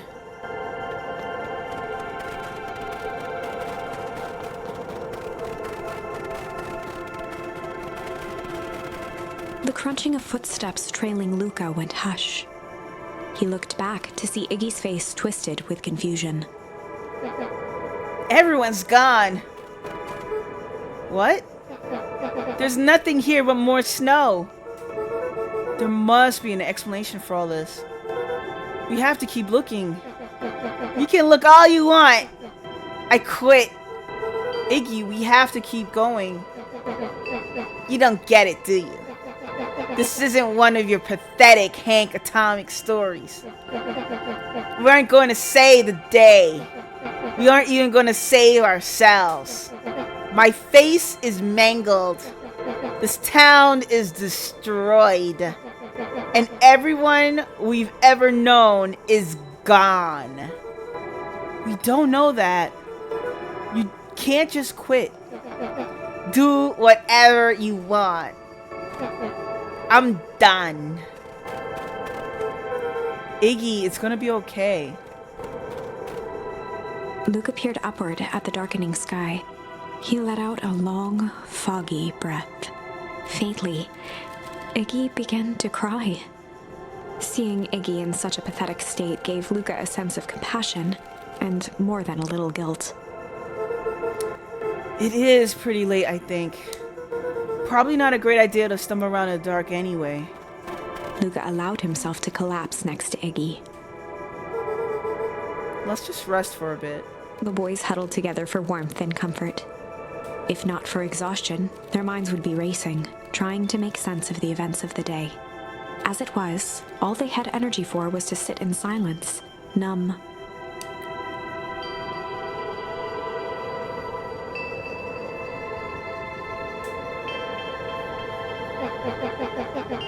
The way the snow covered everything over is kind of calming. Yeah. I haven't had time to say it, but thanks. What? For getting us away from those creeps. I sort of froze up back there. Iggy, I should be the one apologizing. This all happened because I lost my temper. Nah, that's bull hockey. First of all, you didn't know what that gunk would do.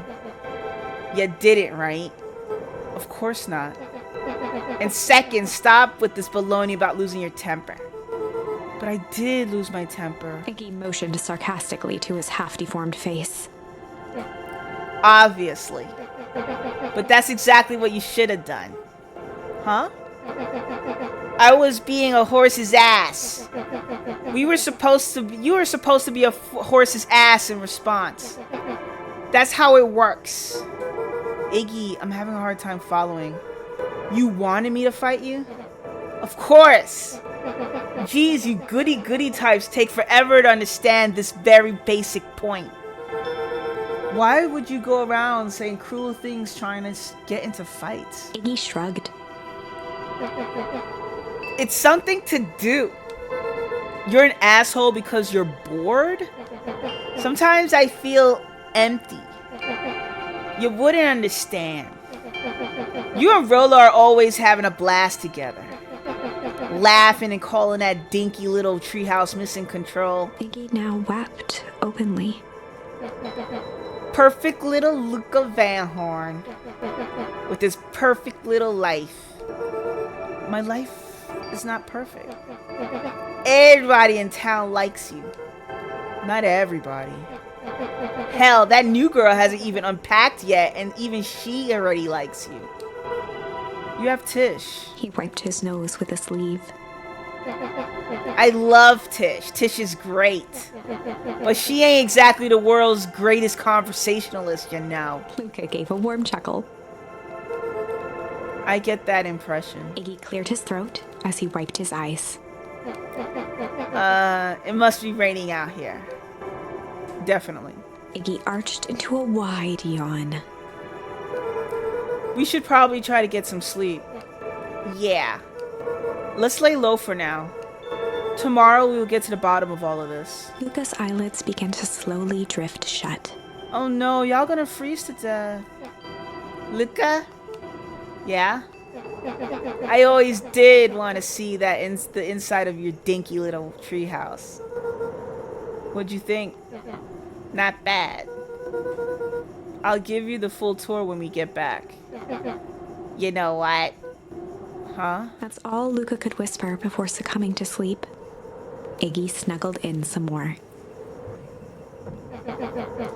When it comes to worst days my entire life, this one isn't half bad.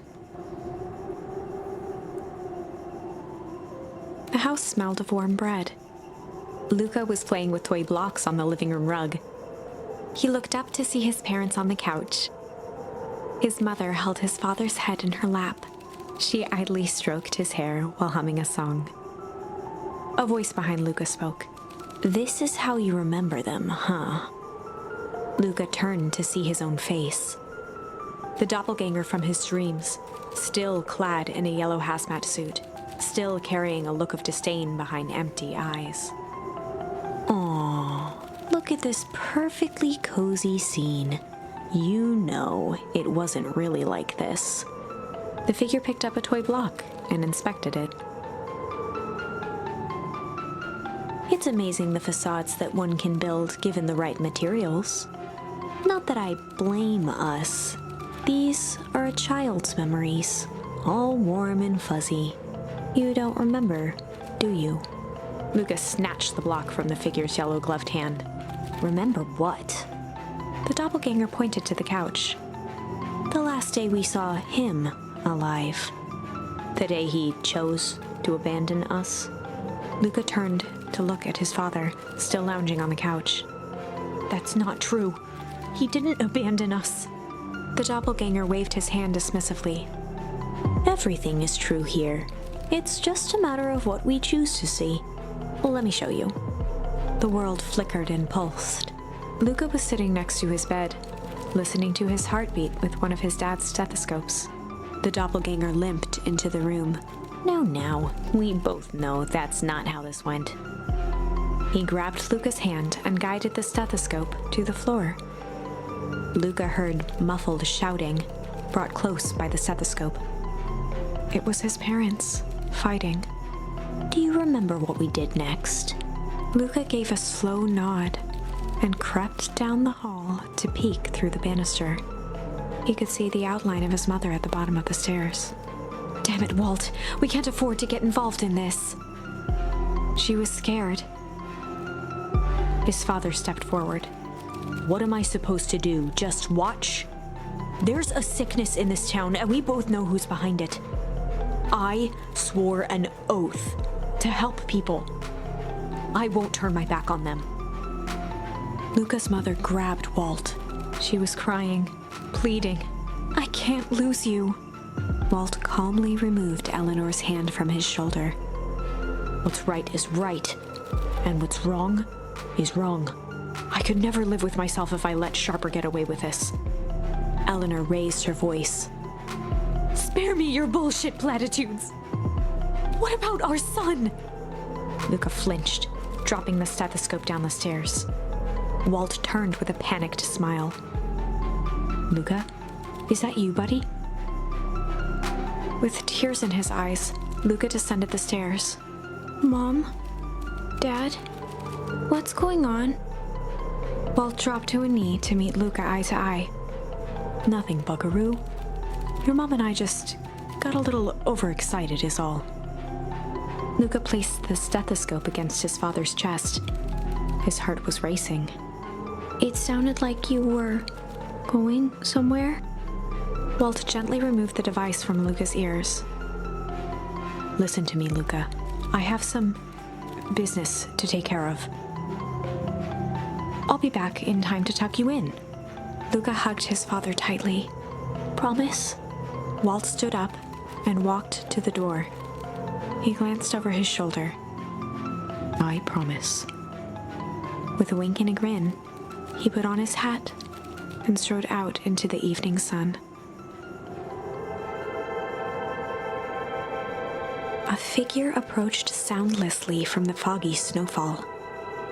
It stood above them, lingering in contemplation. Slowly raising one hand above Iggy, it snapped out 2 brisk raps on his head. From a deep slumber, Iggy sprang up defensively. Get your hands off me! Whether it was the calming presence or the recognition that he was not in danger, Iggy felt his clenched fists lower. Just what you think you're doing. Luca looked up, gradually remembering his whereabouts. The figure exhaled a cloud of warm vapor. You two certainly have caused a lot of commotion. What's that supposed to mean? Take it easy, Iggy. We were asleep minding our own business. You're the one running around knocking on people's heads. I'm sorry if I hurt you, Iggy. You didn't hurt nobody. Anybody. Huh? Oh, I see. You think you're better than me, you. When it came to complete strangers, Iggy had trouble cobbling together an insult. You big-hatted, scarfy-necked furball. Mm-hmm. Okay, let's lower the temperature a bit here. Interesting choice of words. I mean, let's all just calm down. Who are you? A friend. An observer. A hitchhiker on the infinite expanse of possibility. Great. How about a name? If you must call me something, you can call me Nat. Iggy huffed with gratification. How about we make like a gnat and buzz off? Very well. Nat began to turn away indifferently. Wait, do you live here? You might say that. So you know where we are? You might also say that. Look, pal, we just want to find a safe way out of here. You gonna help us, so what?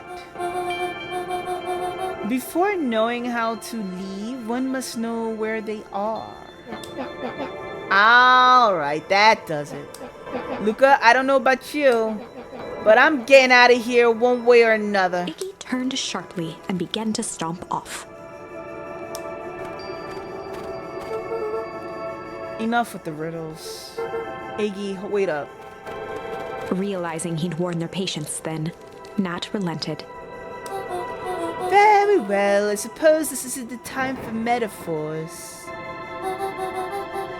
I'll show you how to get back home. Luca and Iggy turned around with hope in their eyes. Come here. Nat took a deep breath in. Close your eyes. Nat exhaled slowly, then snapped his fingers. Okay, open them. For a brief moment, Luca and Iggy let themselves believe that some great magic was about to unfold, until they opened their eyes and found themselves in the exact same place, cold and disheartened. This is your home. This is Beacon Pines. Look, Nat, we don't know how we got here. Maybe we stumbled through some time travel gate in Beechwood, or we teleported to some alternate universe. Or this is all just some cruel experiment by Kerr and his goons. But this is not our home. You're inching closer to the truth. Alas, the reality much less fanciful. Just give it us straight. So be it. As I said, this is Beacon Pines. The original true Beacon Pines.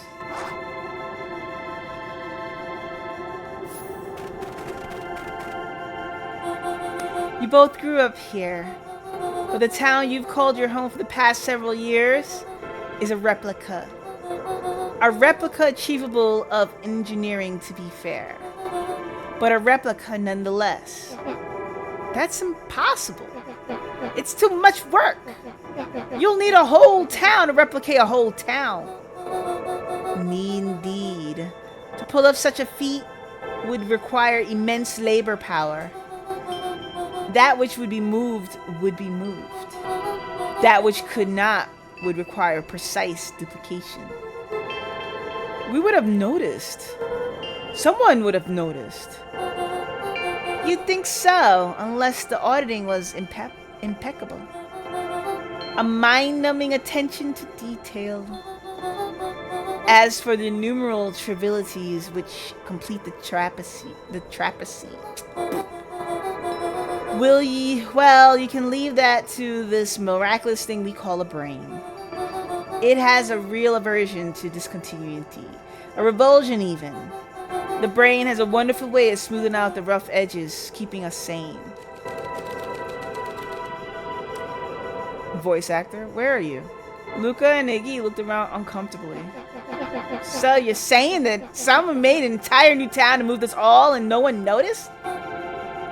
Precisely. But why? Why is the one question that can never be answered with certainty. The best one can do is uncover. Nat narrowed his eyes, furrowed his brow, and uttered, The source. Why'd you say the source like that? Why indeed? Luca began to laugh uncomfortably. It's all ridiculous. There's no way they could. He looked down at his feet. His eyes darted back and forth in contemplation. With a sudden pain, a thought struck him.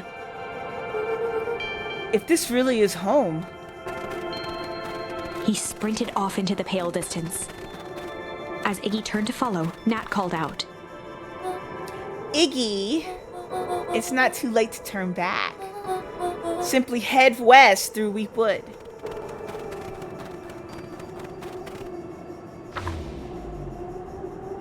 Chapter 6.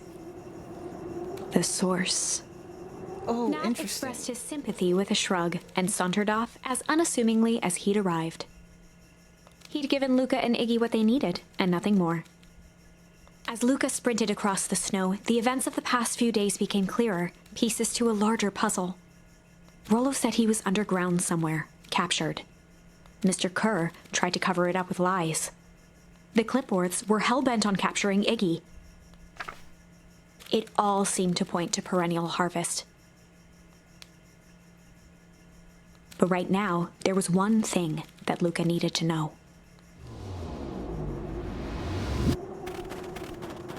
Luca stopped dead in his tracks. Okay. Just give me one moment. I need to take a quick break.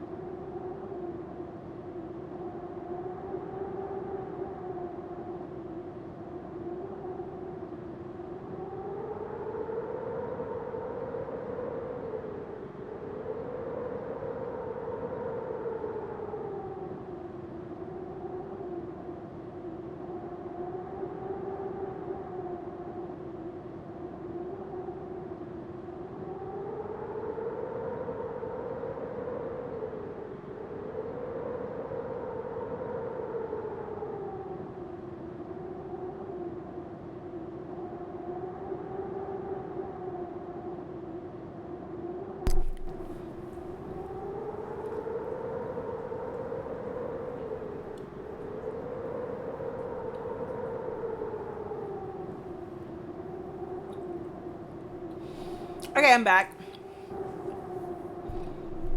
I need a quick stretch and refill my snacks. All right, let's go. So Lucas stopped dead in his tracks.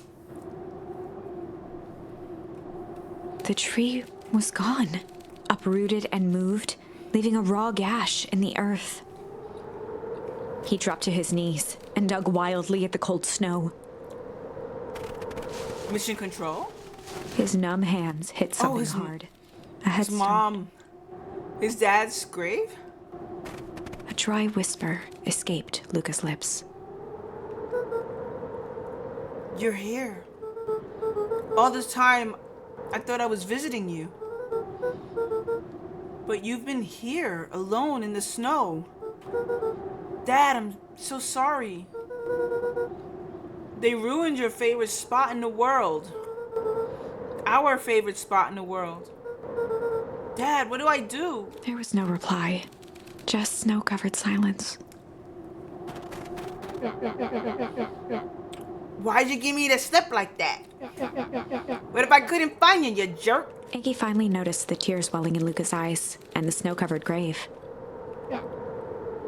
Oh. Iggy, they stole his tree, Iggy. Yikes. Suddenly, they heard the crunch of approaching footsteps in the snow.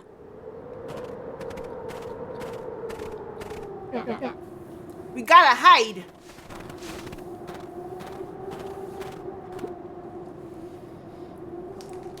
Uh, 259 Kelvin. Fall off distance still good. Dude, did you hear me? I said 259. Sorry.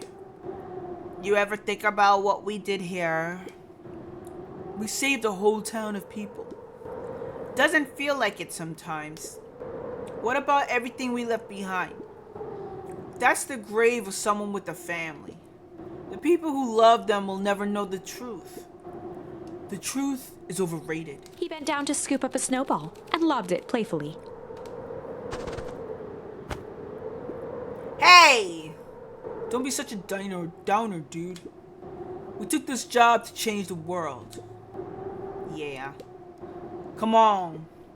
It's almost lunchtime. He's like, yeah, you weirdo. Like dancing.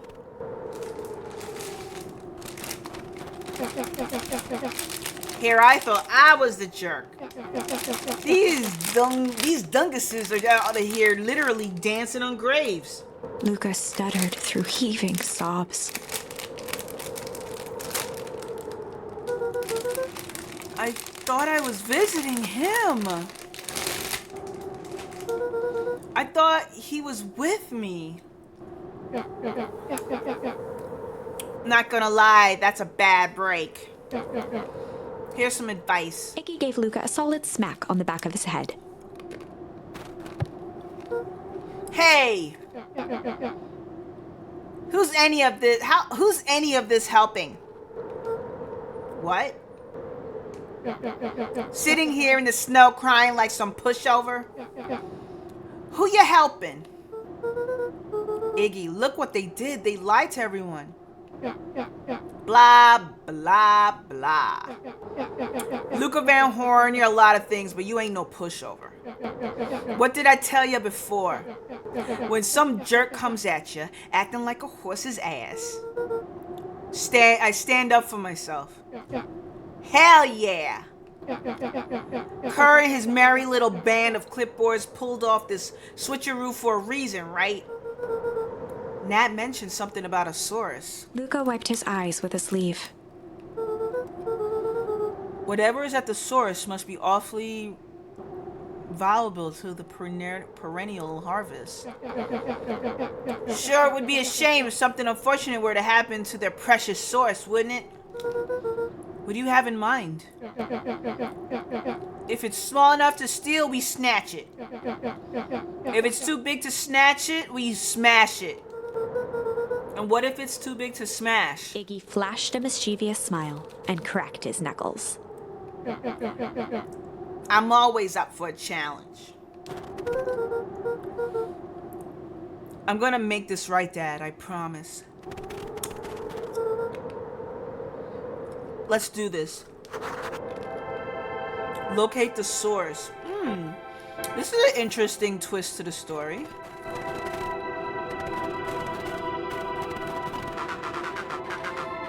It get awfully cold out there in those woods, Luca. Possibly you two stay put and probably best you two stay put and conserve your energy. What's help's on the way? Where's Rolo? Where's my mom? Did you kill her? Oh heavens no! Do I seem like a killer to you? Iggy and Luca shared a skeptical look. Well, do I? Oh shucks! Now that hurts my feelings. Screw that guy.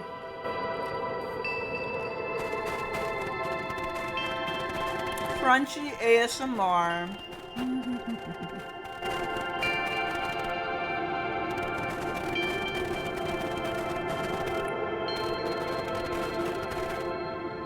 But did we go back to home? Let me see. That way. Oh, this is our home. In the tunnel.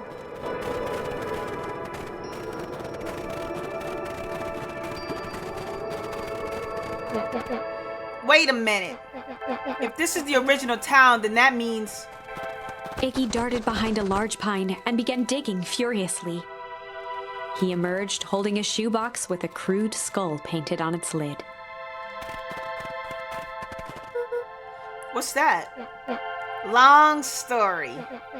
So a few years back, I came into possession of some premium grade fireworks. Not the wimpy firework cracker stuff that they give kids. The good stuff. So why did you bury it under a tree? That's a long part of the story. You and Rolo were doing chores at Rolo's chicken coop. And you guys pissed me off for some reason or another. Luca rolled his eyes with realization. No, you didn't. Iggy stifled a chuckle. Yep. I just wanted to give you guys a little scare. But like I said, these were some primo fireworks. So I might have underestimated things. You blew up the chicken coop? I prefer to think of it as an incendiary record redecoration. Sorry, but you should have seen the looks on your faces. Rolo got grounded for months, which is why I needed to stash the evidence and lay low. So I buried them under that tree. But when I came back for them later, they were gone. I figured some grown-up found them and tossed them. Iggy triumphantly raised the shoebox. Turns out it wasn't the fireworks that got moved.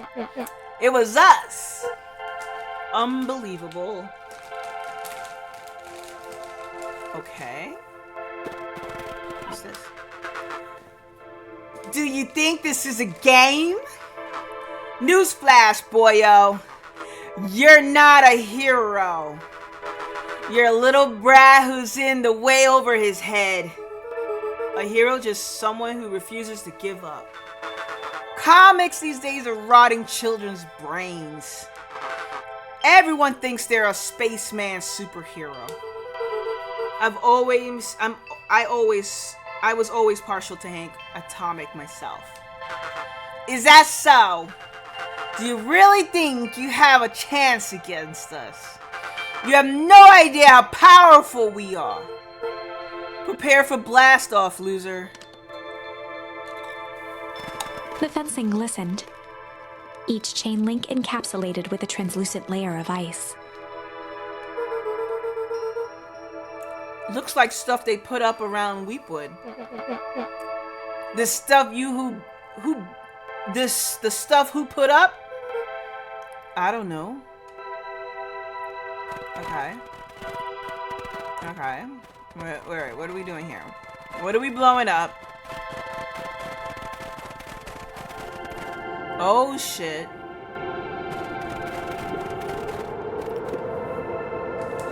Crooked. Look just like this whole stinking place. Ooh, nice.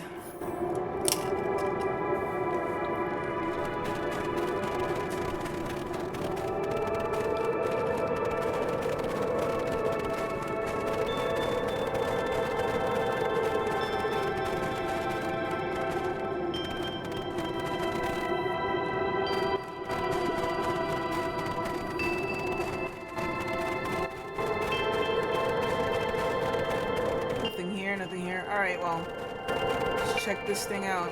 The source? Luca and Iggy inched up to the edge of the hole with bewilderment in their eyes. Arctic air breathed out of the cavern in heaving gusts. Echo! Echo! Go! Go! Go! Go! Whoa. I can see why they wanted to move us all out of town now. But why would they dig a gigantic hole? I think this is it. Locate the source. Is this the source? It's a dang hole! How do we smash a hole?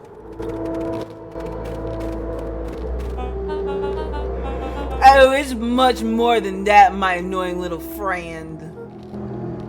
Her. Where's Rolo? I wasn't lying before. He's safe.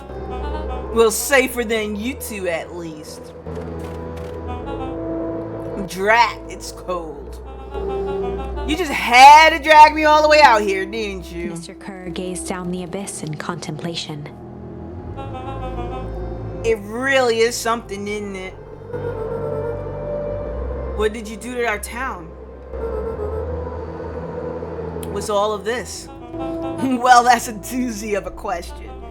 This is the source, where they collect the unrefined, Kerr scratched the back of his head.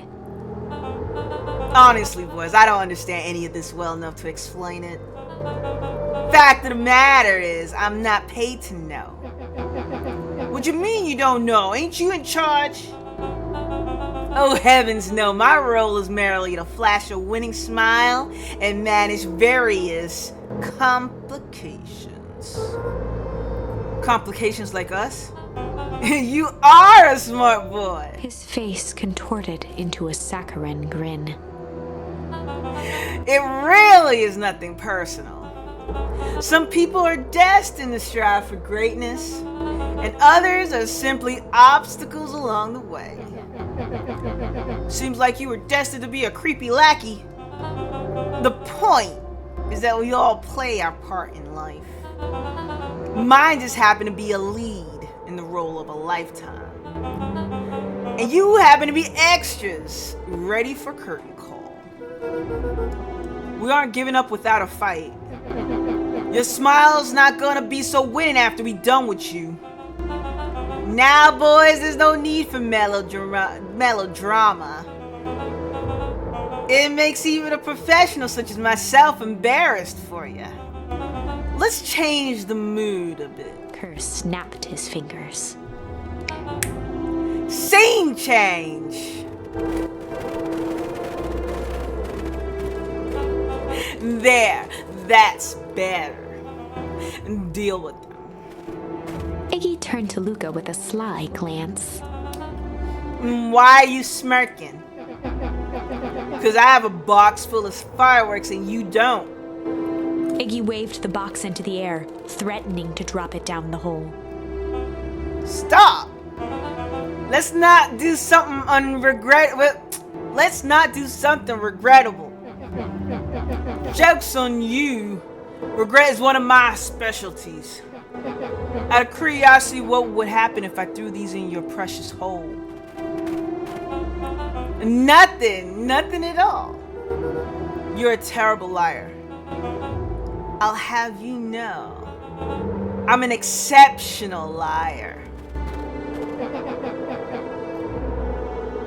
But that's far enough. Iggy plucked a single bottle rocket from the box and held it up with reverence.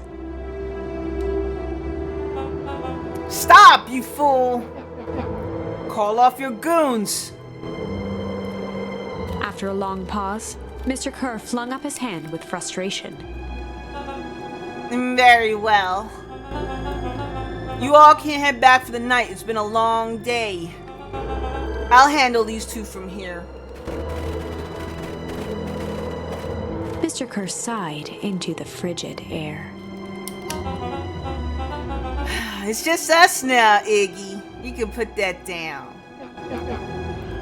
What? Like this? With a nonchalant flick, Iggy tossed the firework into the hole.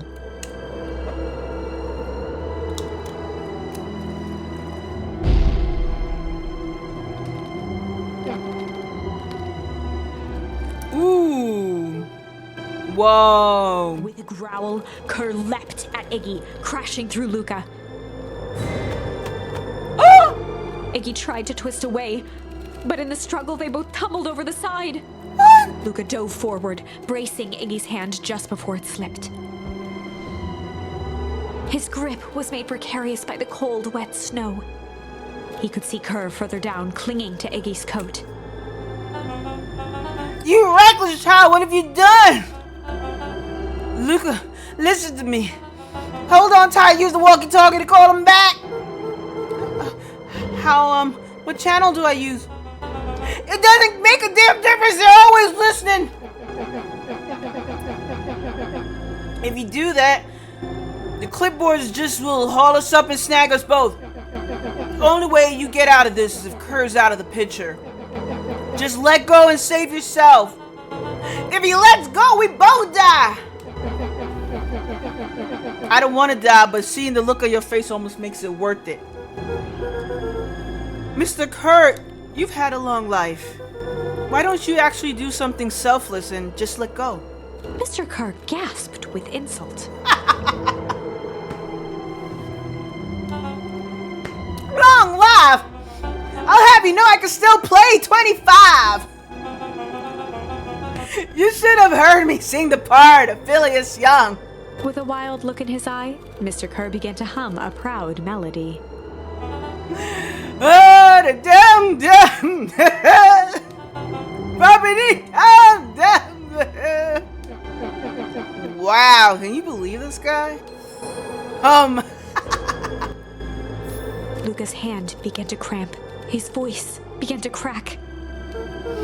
Kerr, just let go. No can do. If you want to save your friend, you'll have to save me too. Luca, look at me. It's okay. Luca felt Iggy loosen his grasp. Are you gonna kill your friend like that, are you? Every muscle in Luca's body burned. I'm not his friend. Yes, you are. Nah, I'm just a no-good bully. Like you, Kerr. Iggy, no! Luca felt his hand slipping. And I told you what you need to do with bullies. I can't.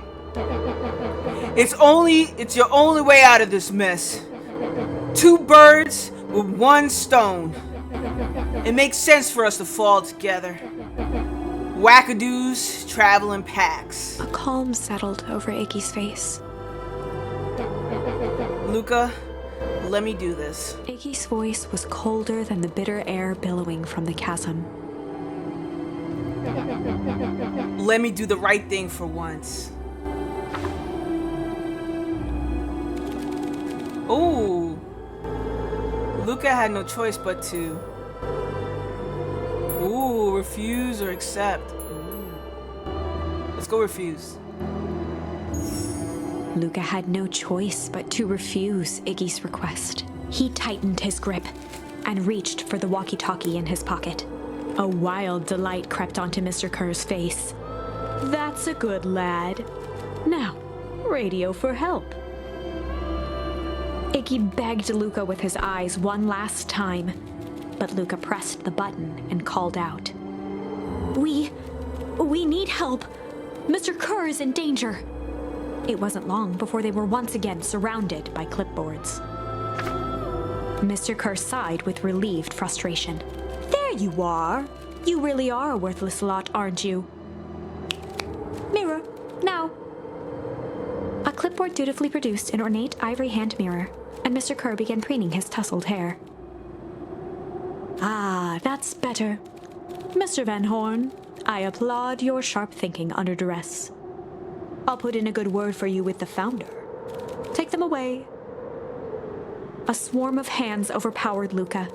The last thing he saw before a cloth bag was pulled over his head was the defeated look on Iggy's face. The end. I think this was one of those times where doing the right thing was the wrong thing.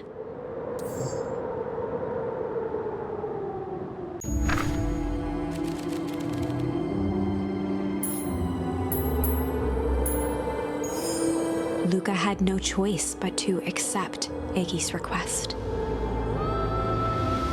With a quiet blink, Luca watched a teardrop sail down into the howling void.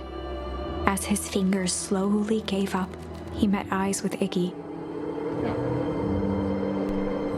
Good.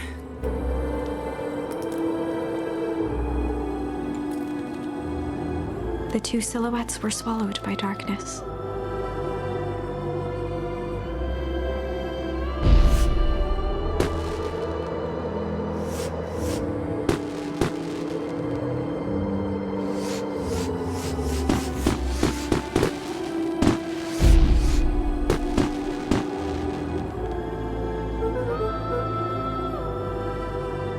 Hell of a goodbye, Iggy.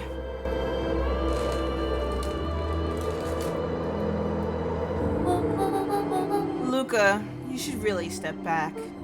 What? Quickly. Oh shit. Curious. Ah, but of course. Those fireworks of Iggy must have been just the right amount of energy. We should get out of here before perennial harvest arrives. Not until you tell me what just happened. Your friend's sacrifice just saved this town.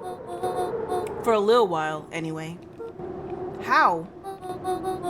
Tempest liquamine is a peculiar substance. It can change the relationship between matter and time itself. But doing so requires unfathomable energy. In a closed system, that energy can only come from its source surroundings. A useful side product of this property being, by adding precisely the correct amount of energy to it, one can create a cryogenic cascade. So the gunk makes things cold and the fireworks made the whole freeze over? That's one way of putting it, yes. As dumb luck would have it, the fireworks weren't strong enough to generate a runaway reaction. I shudder to think what would have happened in that case. We have some idea what that would look like. It will take them a good while to safely break through and access the source again. If you know all of this stuff, why haven't you been helping? I have been, in my way. Each one of us has our role to play. Iggy's role, it turns out, was to buy us precious time.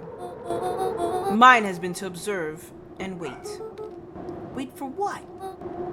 You. Me? Why? What's my role? A fierce twinkle flashed in Nat's eyes. Luca Van Horn, you are going to save the world. With a chuckle, Nat turned and walked west. Dumbfounded, Luca followed behind him, trudging through the snow. Every step taking him further away from everyone and everything he knew, and to be continued in Beacon Pines, Pines Harder. What? Lies. Revenge served cold. Lies. Time's a charm? Wait, that's it? This ends No. with a crummy cliffhanger just when it was Bullshit. getting good? I was even starting to like Iggy. No way. I refuse to be associated with some never-ending parade of sequels. Let's go back and find something more definitive. Yes. Okay, great. So we were able to mess with that side of the and get to that end. All right. So what other we have two other parallels we could do here.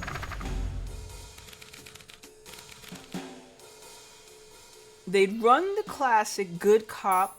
We did a hard cop. Shall we try chill cop interrogation? They'd run the classic good cop, chill cop interrogation. I'll handle this. Just gotta play it cool. Luca walked calmly to the light switch, flicking it off and on a few times. Mr. Tolliver shook his head, gathering his wits.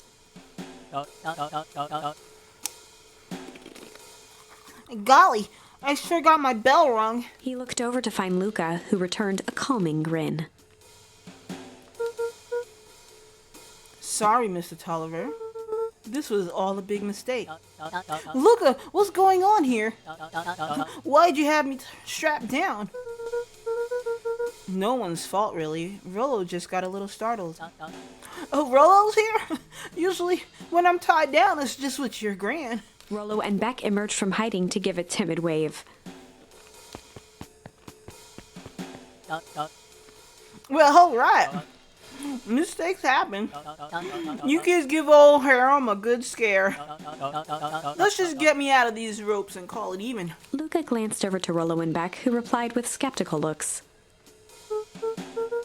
Mr. Tolliver, why are you in my grand's basement? Oh, I'm always here in your grand's basement. She gives a good time. I mean, I'm here to help, of course. Help with what?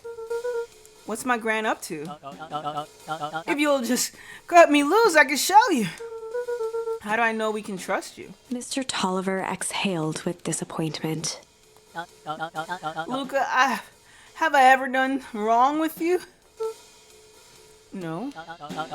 And since your gran moved to town, haven't I been nothing but welcoming? Yeah. So why would I turn my back on your family now? It's just, all this stuff seems pretty weird. A board with names of people from town? An archive of my dad's old disturbing patient notes? Luca gestured to the corner. Barrels of explosives? I can explain everything. You just need to untie me. It's uncomfortable without your gran here and me being all tied up. It's not our usual. You kids deserve an explanation. Luca looked again to Rollo and Beck. This time they shrugged. Luca began to slowly loosen the bindings. He's gonna die. Mr. Tolliver gently rubbed his wrists. That's a good lad. This'll all make sense in He time. edged imperceptibly toward the stairs as he spoke. You see, this town has secrets, Luca. A very dark past indeed. Before the kids had even noticed his movement, Mr. Tolliver was at the light switch. A past that must be brought to you. He punctuated his final words by flicking the switch and rushing up the stairs.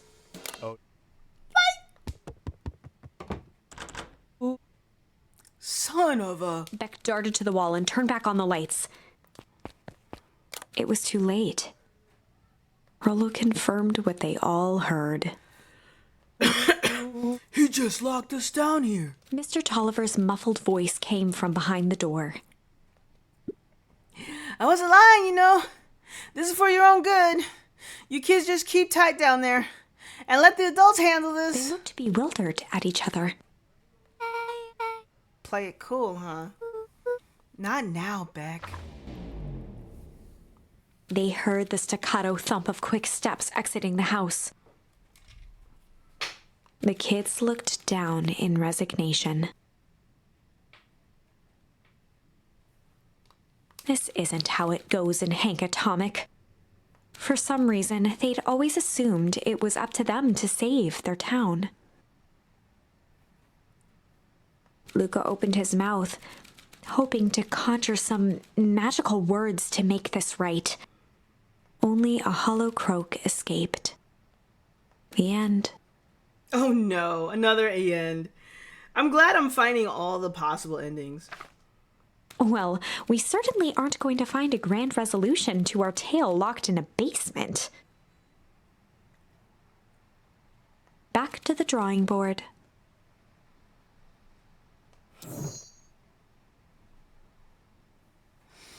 Okay, great. So so I'm glad that we're getting all these other endings out of the way. I think we're very close to the like. Look how far we are on this tree. I mean, we're almost to the end. The only thing I'm thinking of is if the multiplayer is ready. Oops. If folks are ready to do RimWorld, I'm just going to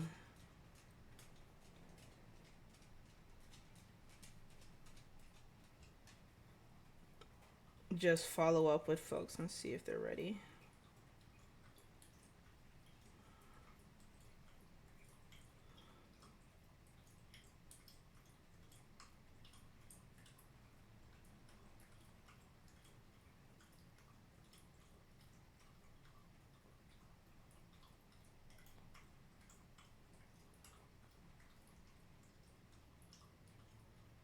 All right. Okay.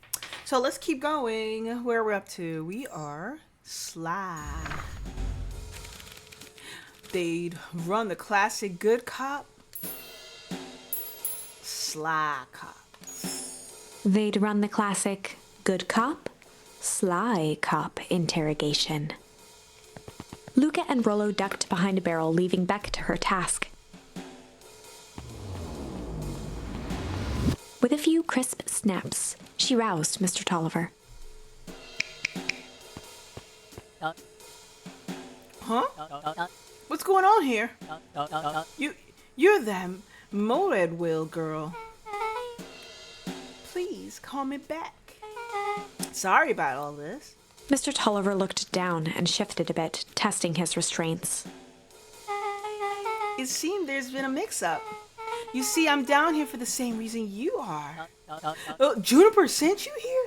Oh, well, I didn't know she got... I mean, you're a little young for what she does with me, but I mean, who am I to judge? Beck caught herself before letting the surprise manifest on her face. She'd already gotten him to reveal his relation to Gran. This was going to be easy. You know how Juniper is with her precautions. Operation Spark Club has us all on edge. I guess she thought you needed some backup. But she sent a child?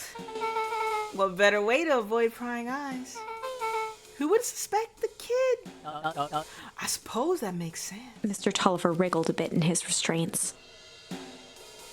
He's a bit tighter than I'm normally used to with your Gran. Oh, I'm so sorry. Beck quickly removed the ropes. That had to be uncomfortable. Oh, a little, yeah. But you understand. You never know who to trust in this town. Mr. Tolliver rubbed the growing knot on his forehead. Very, very true. So it turns out we're both here to... Beck twirled her hand, as if to prompt Mr. Tolliver to finish her thought.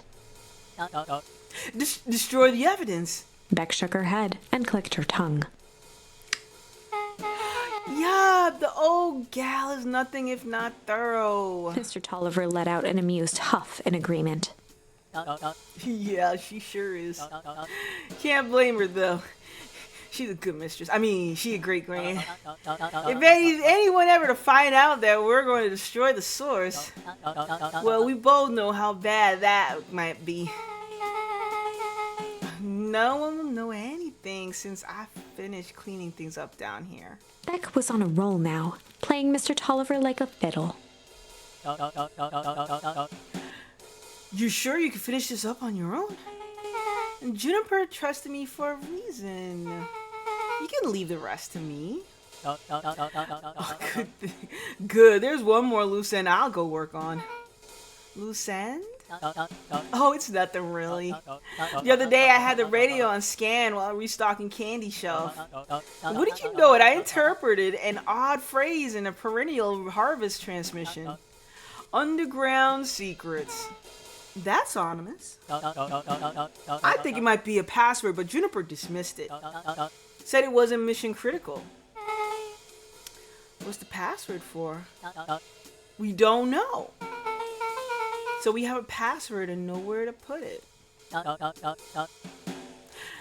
It's gotta mean something, right? Good thinking. You should probably go work that out. I've got this under control. That's a relief. Between you and me in this basement gives me the willies. Heading for the stairs, Mr. Tolliver hesitated and turned to Beck with a puzzled look. She grinned and gave him a peppy wave. With a shrug, he continued up the stairs, whistling a jaunty tune. You guys catch that? Sure did. This whole time, Mr. Tulliver's had a candy shelf. But all he ever sells is apples. Beck blinked slowly in disappointment. And the password, Rolo. Well, sure, but once things are back to normal, I'll be having a word with Mr. Tulliver about that candy shelf. Fine. In the meantime, we've got an idea. She turned to the table and began tearing small scraps of paper. He said he heard a password on the radio. Any good spy transmission is never what it seems. Beck marked each scrap of paper and leaned back. We just need to find the hidden meeting. Okay. What's another word for underground? Buried? Covered? Could it be a cover-up? Maybe it's one of those, each letter is a number thingies. So U could be 20, would be 21. N would be 14. D would be, oh, it's an anagram. Nuncreed's drugstore. Luca and Beck looked at Rolo with amazement. Rolo, that was incredible. Well, it's either that or Kren's new drugstore. Yeah, I think you were right the first time. How did you do that? What can I say? I love ciphers. Well, I guess we know where to go next. Investigate Nuncreed's drugstore. Ooh, okay. This might actually give us... How many I got? Now I got crooked. This might give us the... Oh, no, she is. This might give us the end-all be-all ending. You scared me half to death. Sorry. You kids haven't seen Mr. Tulliver around, have you? Nope. He's got me waiting around like the last slice of pie. I swear that man will be late to his own funeral. Okay. Oh, what's this? The road leading to Beacon Pines was a sort of natural barrier. Let's go this way. Alright, so this festival hasn't started. Oh, wait. Maybe I could use the crooked? Yes, I can. Luca tied a bent nail onto the line. If all you have is a hammer... You gotta nail it.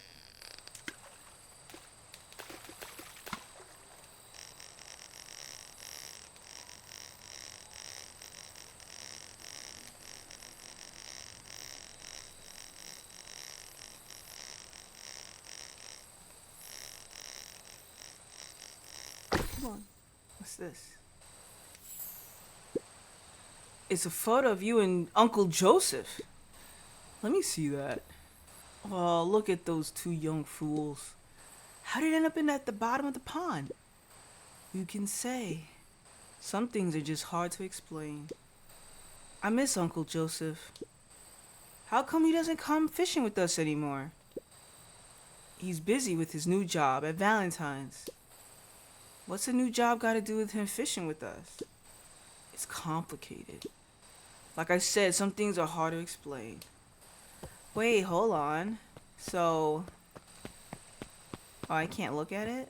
Alright, okay. And there's no more to go fishing with, right? Okay. Luca placed a sinker. Sometime.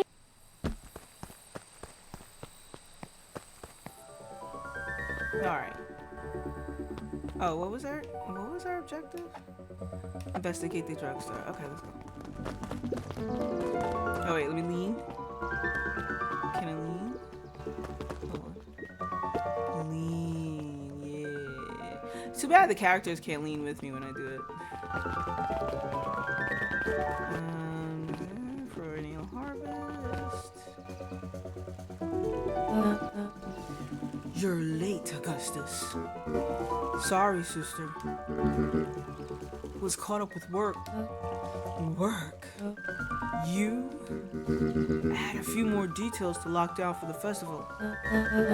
Oh, what do you have to report? What is this insipid town festival really about?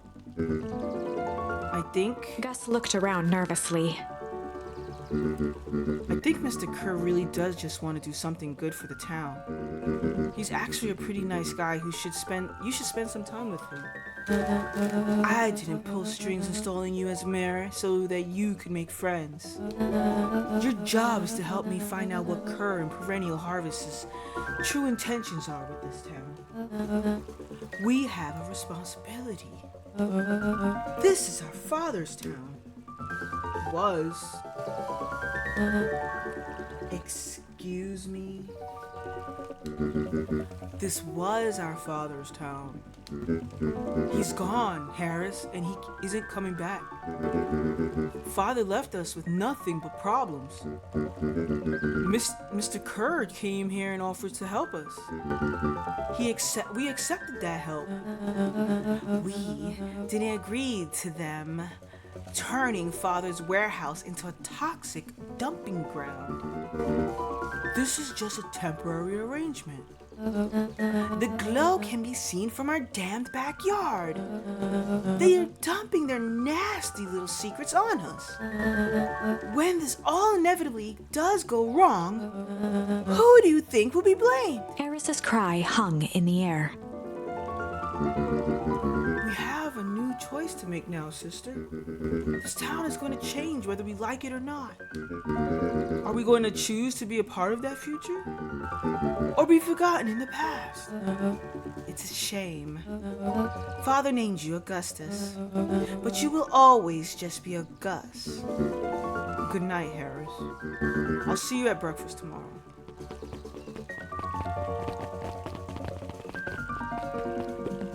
It's getting late, children.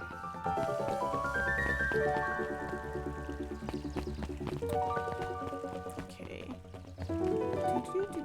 Hey, what you got for me? Anything? Ooh. Knowledge, he spat with a sneer. There exists a gulf between knowing something and being able to do a damn thing about it. I do hate it when the villain makes a good point. We better get to Nuncreeds. All right, game stopping me from touring. Met so many people anyway. Nothing over here. Nothing over this way. More charms.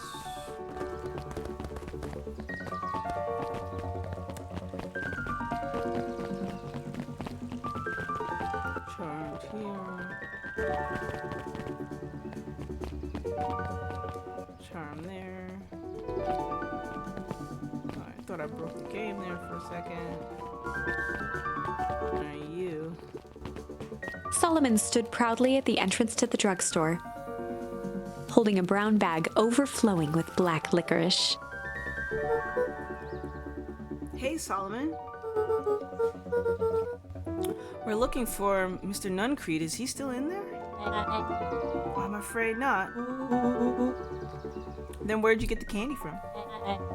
You might say we have an arrangement. Solomon shoveled a surprising amount of licorice into his mouth.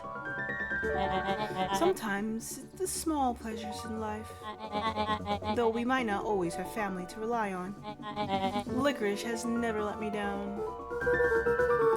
Well, I can't say licorice would be my first choice. But whatever floats your boat. You can tell a lot about a person by their choice of confection. Oh yeah?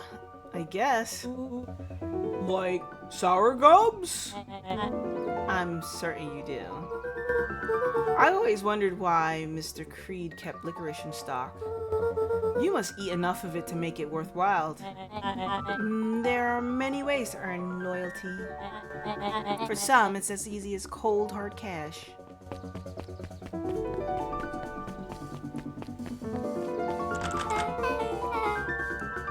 Well, he's right. It's locked. There's gotta be more clues. Okay, let's see.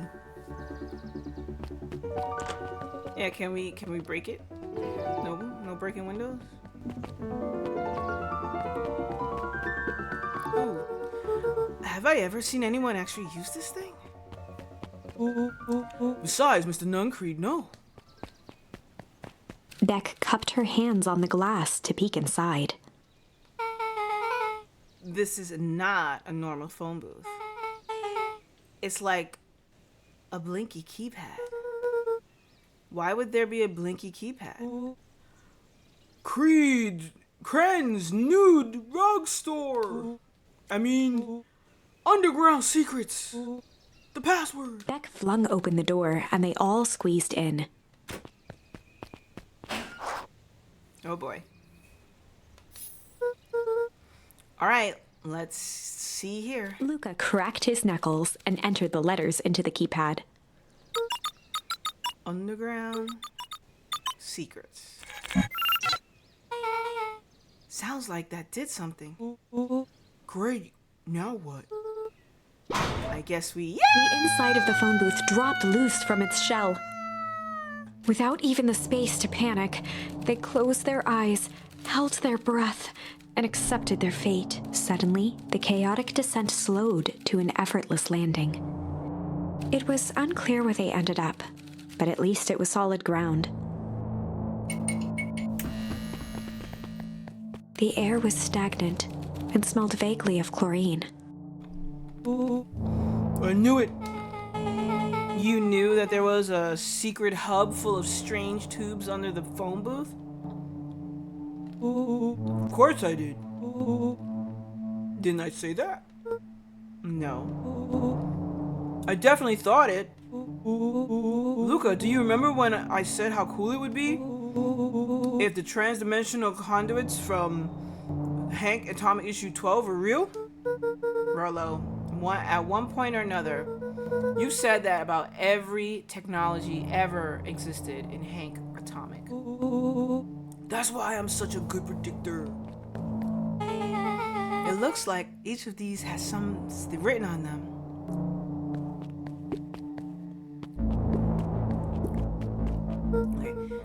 This suit has a broken mask.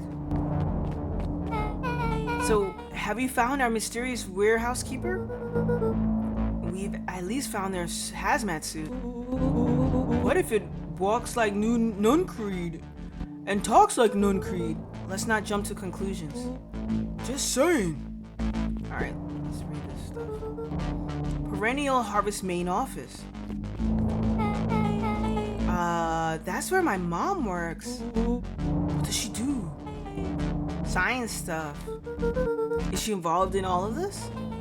We just moved here. How could she be involved? True. I don't know, she could be, even if she just moved.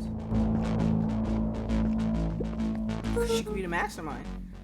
Mining operations Alpha. You guys have mines here? Not that I know of.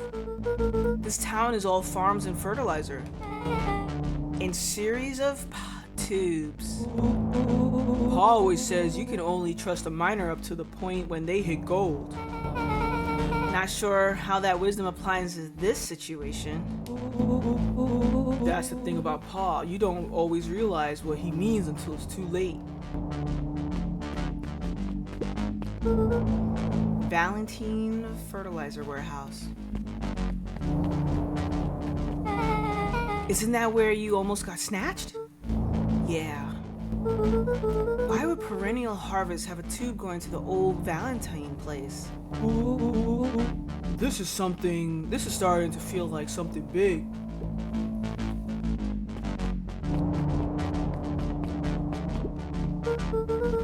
That's a lot of buttons.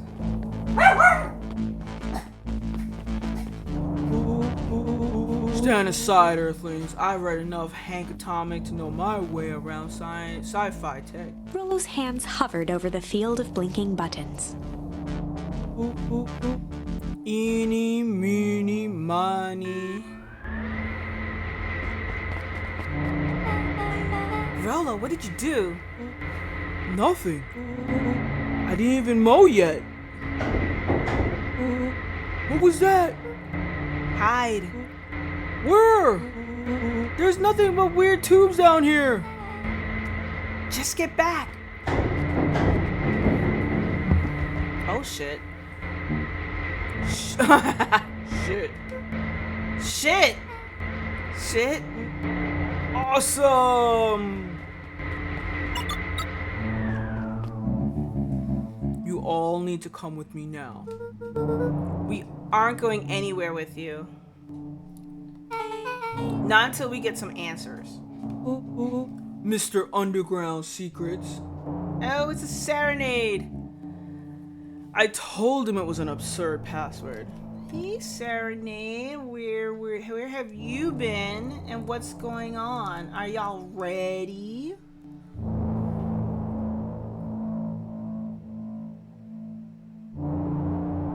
I think something's coming.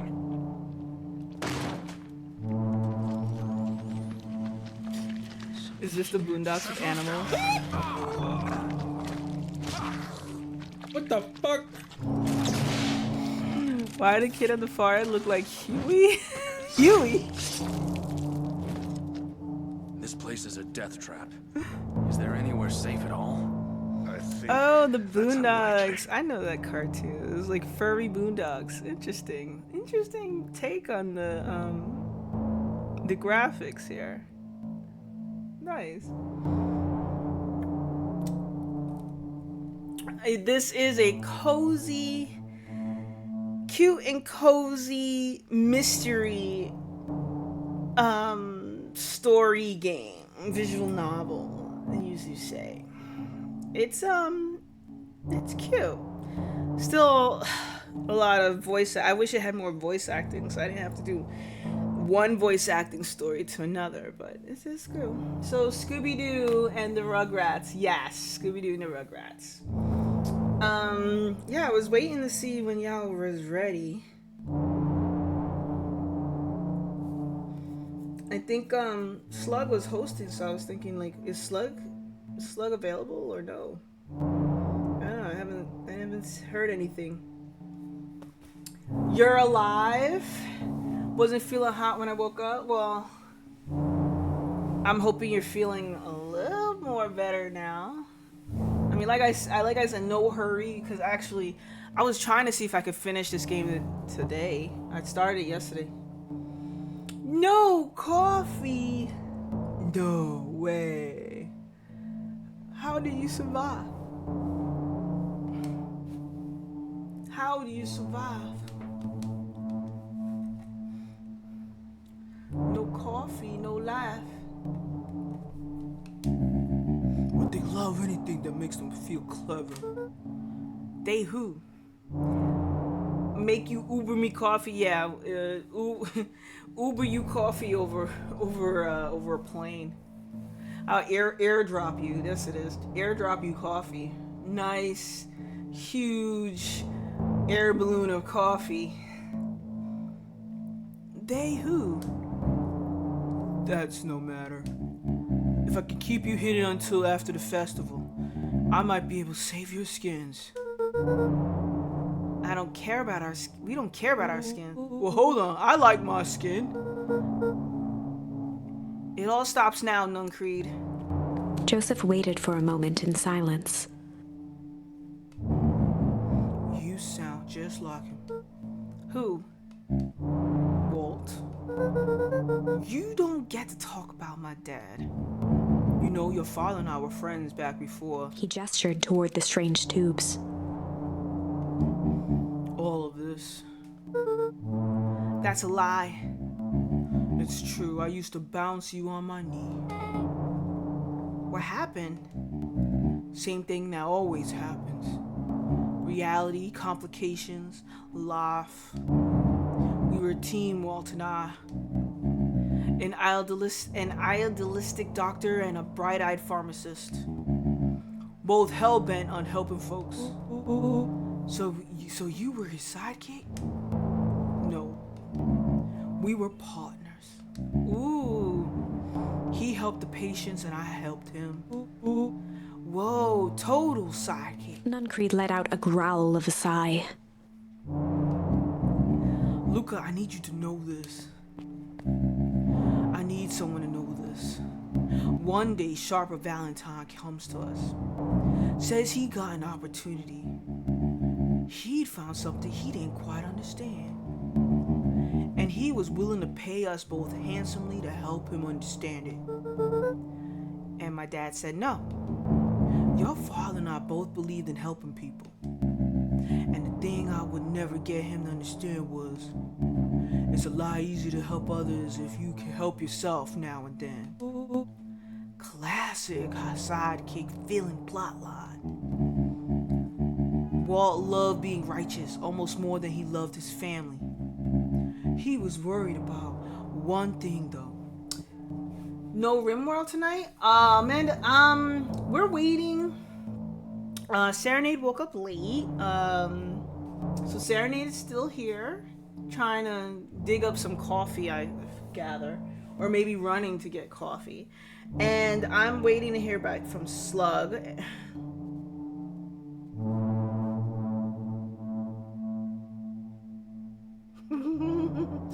I'm waiting to hear back from Slug.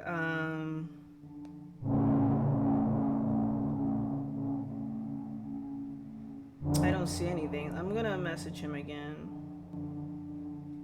Just to check if he's okay.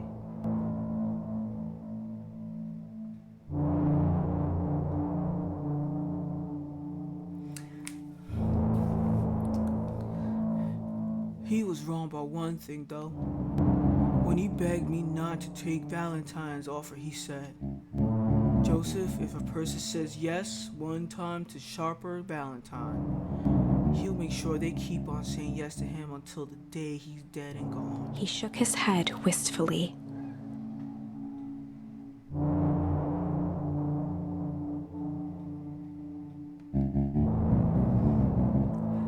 Yeah, lethal tomorrow. Yeah, that sounds like good. That sounds like a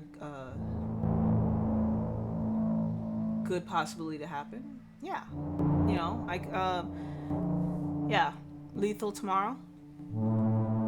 Sounds like a good time. Sharper's long gone, but he's still got me saying yes.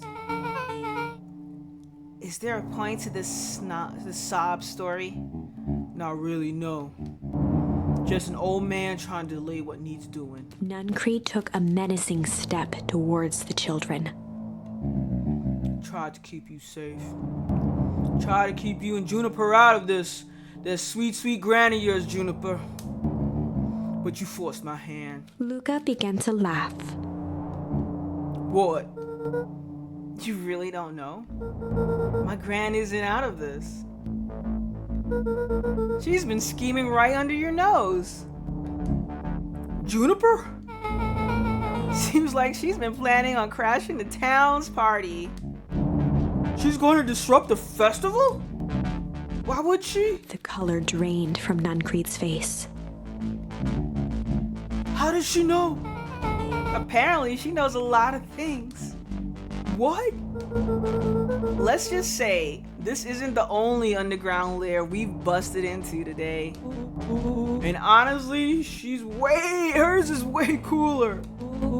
She's got maps and explosives and big intentions, bad intentions, big man. Nuncreed grabbed Luca by the shoulders. His eyes were frantic. You need to tell me what she's going to do now. She doesn't understand what it is she's messing with. Tell me now. She's in danger, boy. I don't know. She had a map with a mark on the fountain in town square. The fountain? But why would... A jolt of realization struck Mr. Nuncreed. She knows about the source? What the heck is the source? If she tries to destroy the source, it could catalyze it. Dear God, she's going to freeze us all.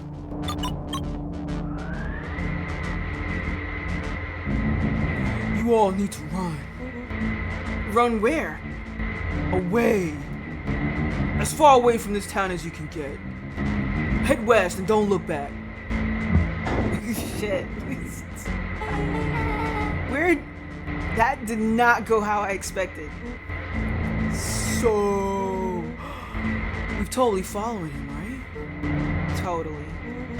See you on the side. See you on the side. You good? Yep. I love this town.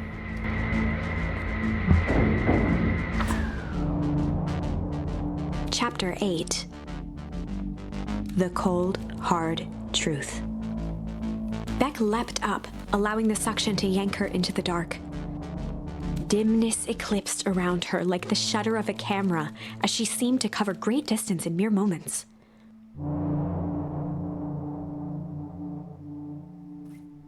Her only points of reference were glints of upcoming turns, which approached with frightening speed, only to carom her gracefully along.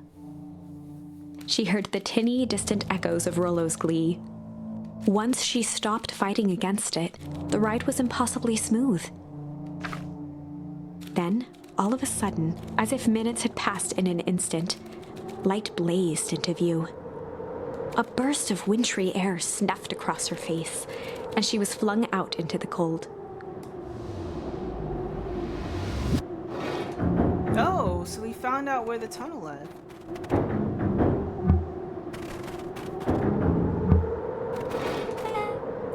That was intense. Yeah. I think I might have parted with some fluids in there. Any idea where we are? Okay, Amanda. Somewhere cold. Doesn't look like it got on any of us. It didn't feel like we traveled that far. So, where did it all go? This place sucks. Why would anyone even want to blow up something up out here? Only one way to find out, I suppose. We gotta catch up to Nuncreed. I think he went this way. Okay, so this part, we find out.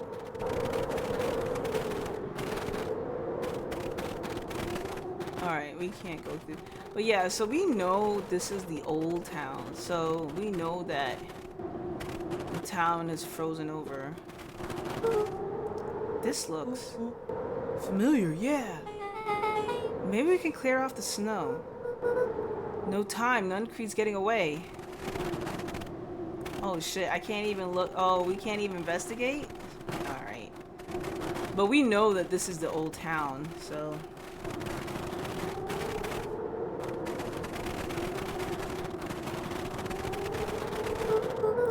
Okay, this is starting to feel really familiar. I may not be the worst well-versed on all things. I may not be the most well-versed on all things Beacon Pines. But this does look like some sort of frozen replica of town. Oh, I got it. It's so obvious now. Mr. Nuncreed is an alien. Rollo. Stick with me here. The species can only live in sub-zero temperatures. Oh boy, here we go. The source is their base camp dimension. So natural, they keep it cold. We found it by traveling through their metallic wormholes back there. The final objective, kill us all and shapeshift into a Beacon Pines citizen of their choosing. You never really had me, but you very much lost me there. You get used to it. We should keep moving.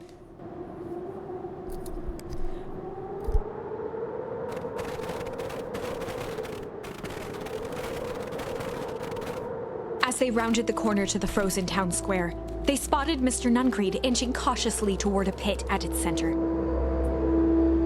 He held his arms out gingerly, as if approaching a beast in the wild.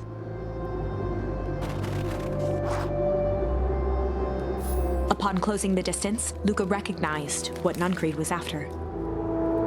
Gran stood confidently at the edge, one arm outstretched over the abyss. Nearby, a wheelbarrow had been emptied out. She held a lit torch, which flickered in the bitter wind.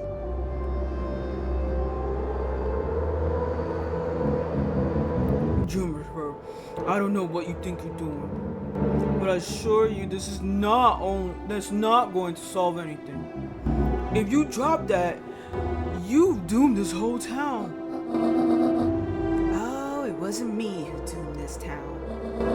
I've been watching you, Joseph. I know what you've done. You and your co-conspirators. Gran?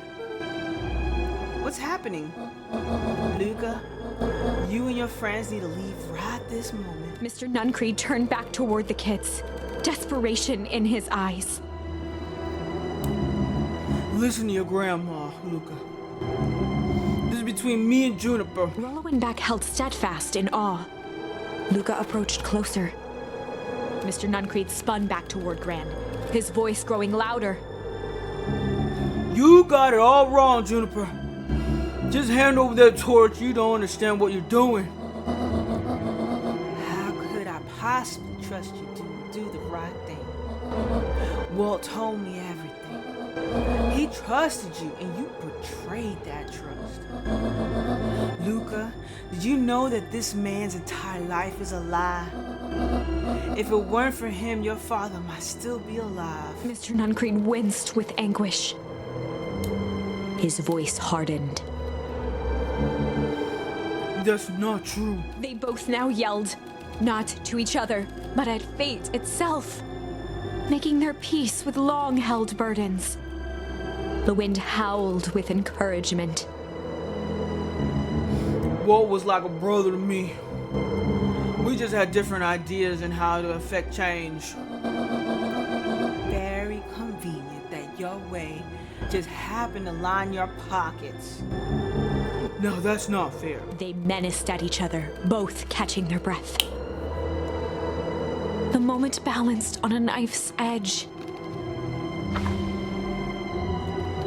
Amid a blur of emotions and memories, Luca's mind flooded with questions. The wind calmed, as if to give him the stage.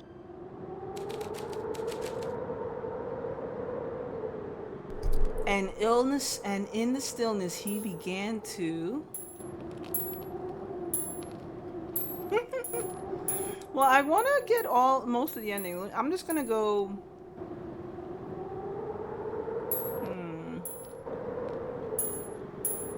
Weep or hum?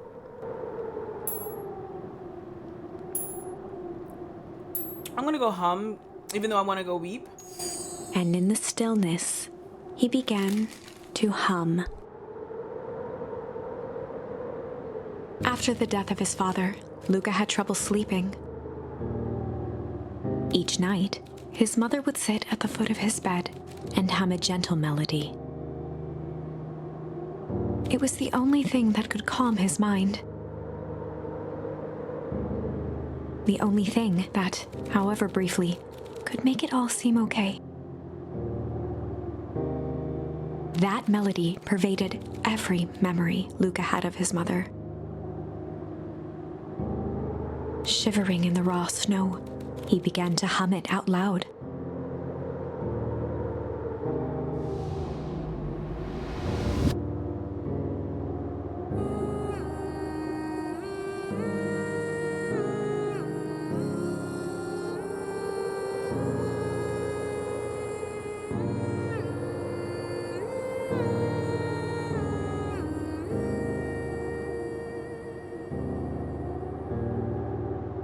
Gran lowered the torch, listening closely.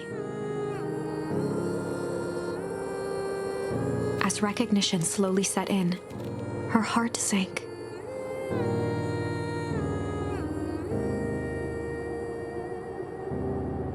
Those countless nights of consolation.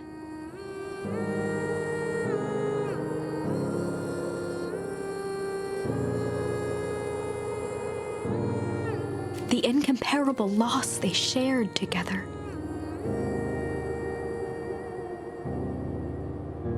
She let the torch fall to the snow and sizzle out.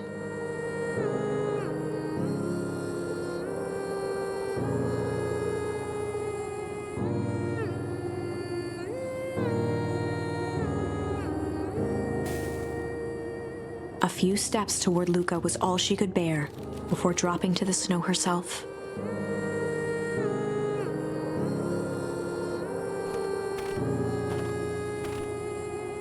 Through a flood of tears, she began to hum along, note for note.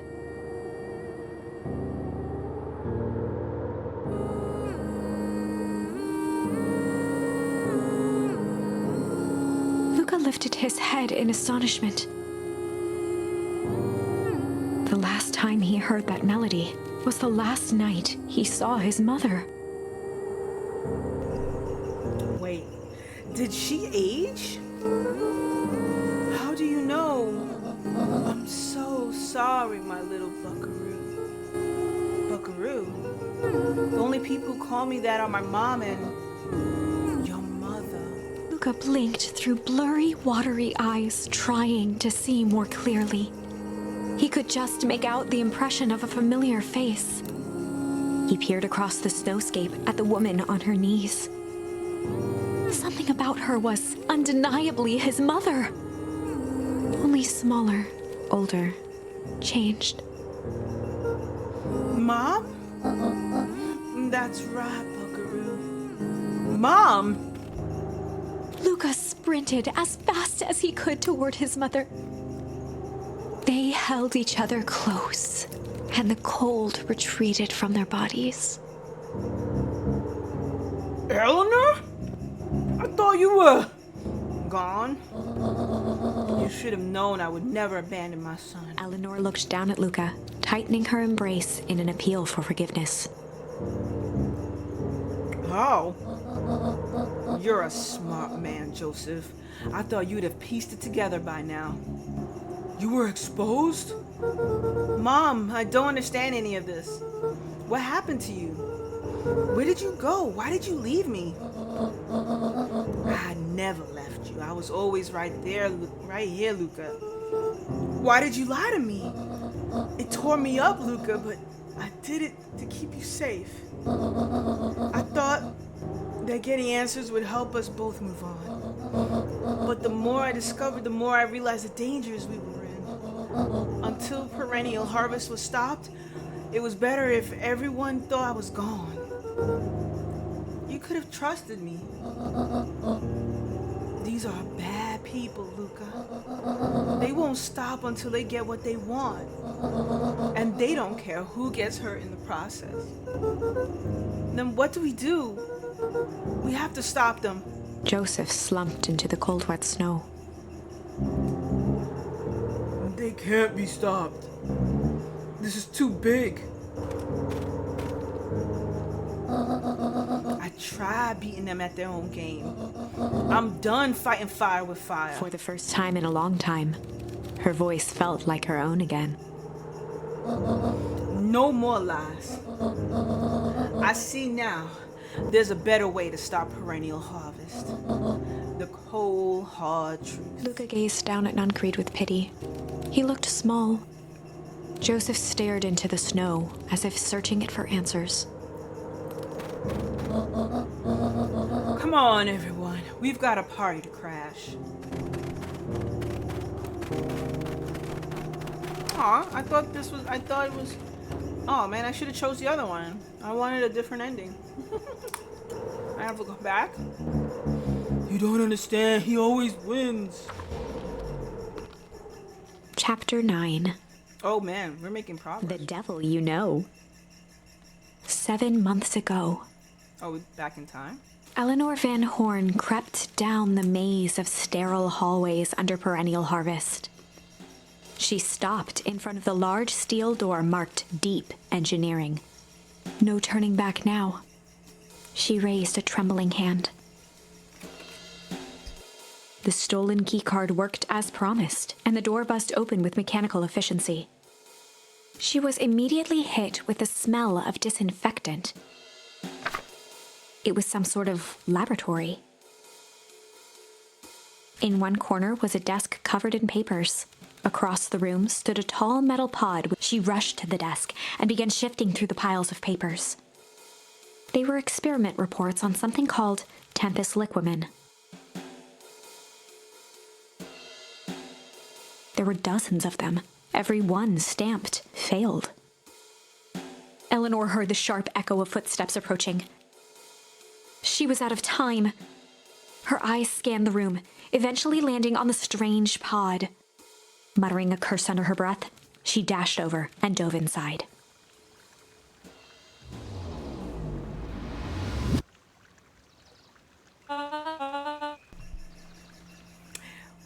And this is what change is all about.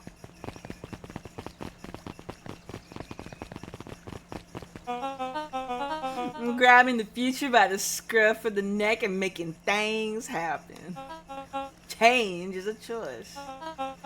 I'm tickled pink that we will all be making that the choice together. How great is that? This man is a liar. Excuse me? I will not. This town has a dangerous secret, and Perennial Harvest only exists to keep it hidden. Nonsense. They picked up the whole damn town and moved it right under our noses. You aren't making any sense, dear. Mr. Kerr addressed the crowd with a sarcastic tone. Imagine such a thing. It's absurd and just plain impossible. They promised they would fix the foul harvest. They told us they would clean this place up.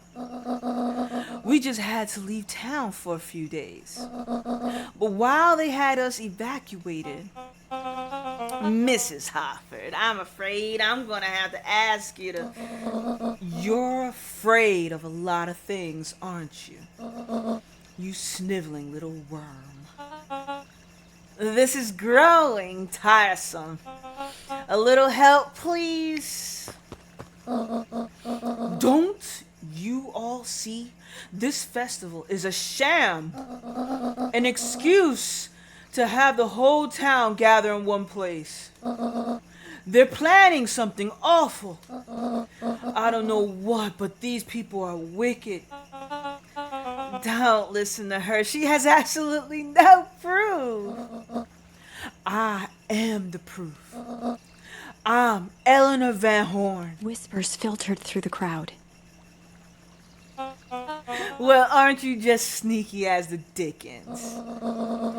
We all knew Valentine's fertilizer was too good to be true. And now this whole town is paying the price. Ladies and gentlemen, I'm so sorry about this disruption. My associate will take this obviously disturbed woman somewhere comfortable so that she can get the help she needs. She's not the one who's disturbed. You two-timing clown. You You all know there's something wrong with this town. It was just easy to look the other way. The truth is,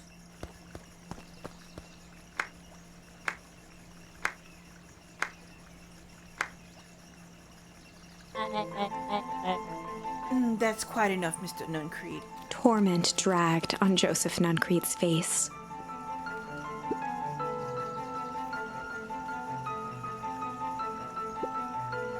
yes, sir. Take him away. No, I want them to see this. Ah, the ever temptress Eleanor Van Horn. You've been quite the thorn in my side. Like a weed that's burrowed in where it doesn't belong. I must confess you look dreadful. He paused for a moment, plucking a piece of fuzz from his sweater and discarding it to the ground. Consider yourself in rare company. You've managed to pull one over on me. It won't happen again. I knew you had some sort of plan to disrupt our little party. But alas, I expected something a bit more impressive than incoherent rambling. No matter, your failures are yours to bear. Mr. Kerr? Yes, sir. It's a shame it was cut short, but I thank you for that rousing oratory. I will take it from here. Yes, sir. Of course, sir. You have done quality work for me, William. You can look forward to the recompense we agreed upon. Kerr gave a bow of deference. Founder, you are most gracious. Gasps rippled through the crowd. Thankfully, we can dispense with the formalities from here on out. Solomon pulled a glass vial from his pocket. In one smooth motion, he downed its contents. A triumphant smile grew across Solomon's lips. You can all call me Sharper Valentine. His body and face began to contort and expand as he disappeared into a belching green mist.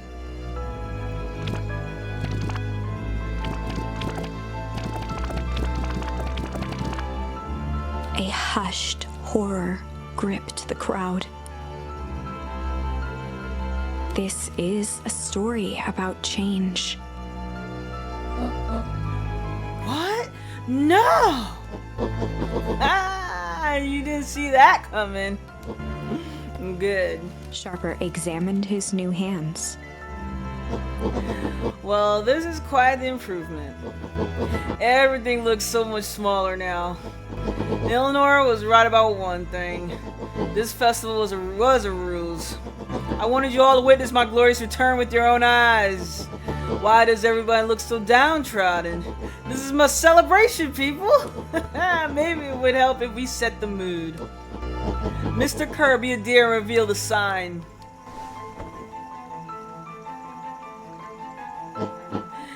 Ah, wonderful. Sharper choked out a crude squawk of a laugh. Frustrated grumbles sprinkled through the crowd.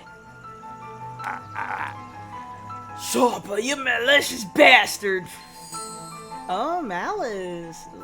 I'm glad you're back so I can tell you to your face. You destroyed this town. We ain't gonna let you get away with it again. I'm sorry, this is not the time for audience participation.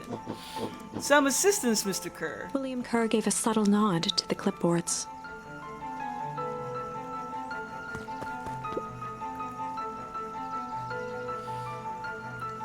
You coward! Does anyone else have something to contribute? A helpless quiet settled over the crowd. I thought so. Did you all truly believe you could be free of me? The town of complete and utter fools? Ah, you people should be celebrating my return. You're clearly lost without me.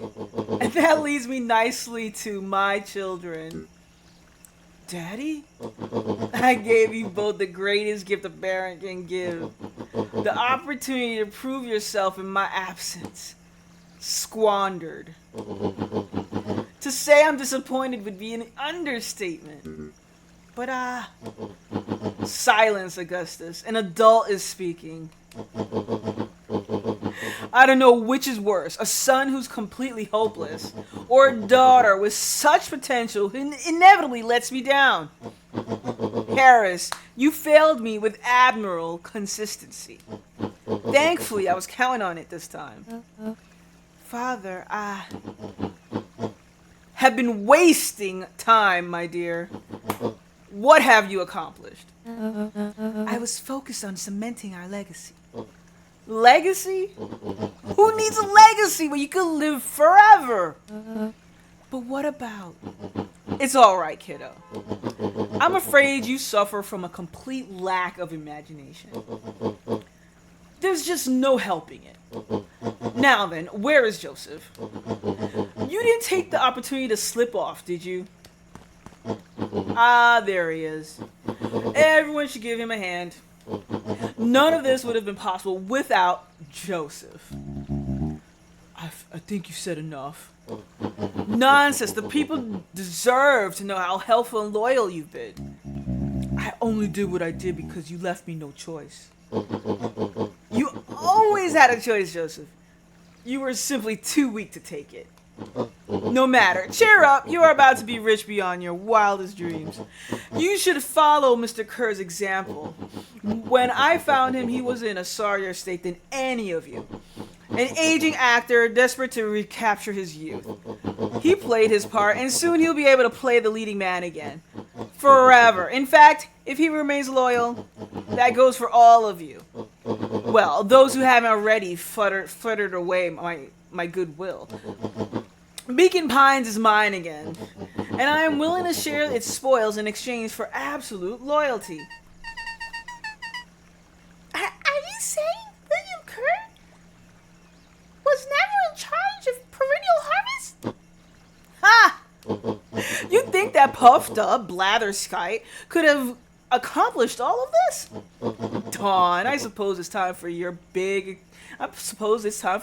exclusive. Sharper addressed the crowd with indignant pride. He'd planned this moment for so long that now, at the deed's fruition, it almost felt frivolous. You see, I needed a figurehead to hold things down while I orchestrated my return. Someone to misdirect, lie, and blink this town for a spell. So, I invented William Kerr. Take your bow. You've earned it. Mr. Kerr flourished a preposterously elaborate bow.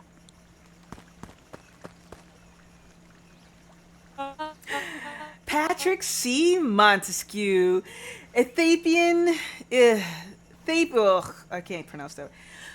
Extraordinaire at your service. Founder, I just wanted to thank you again for this opportunity. It truly was a role of a lifetime.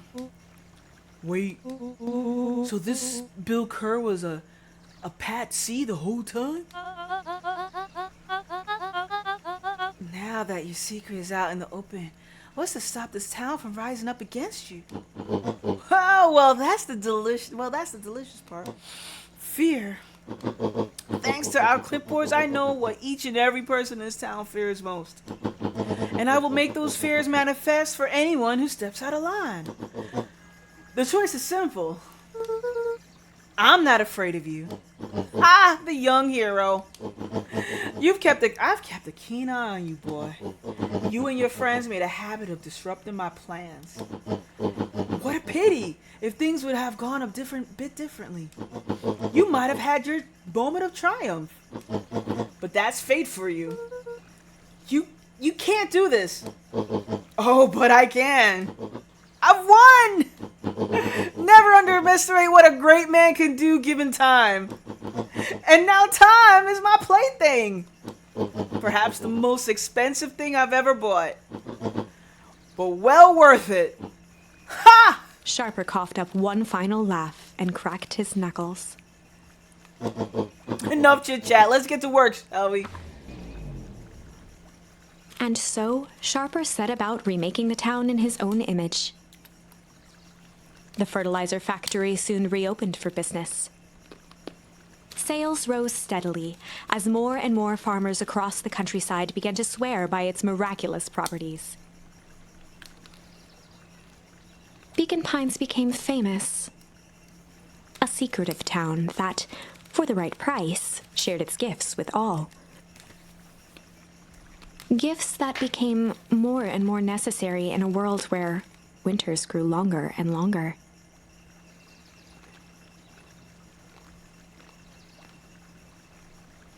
The end.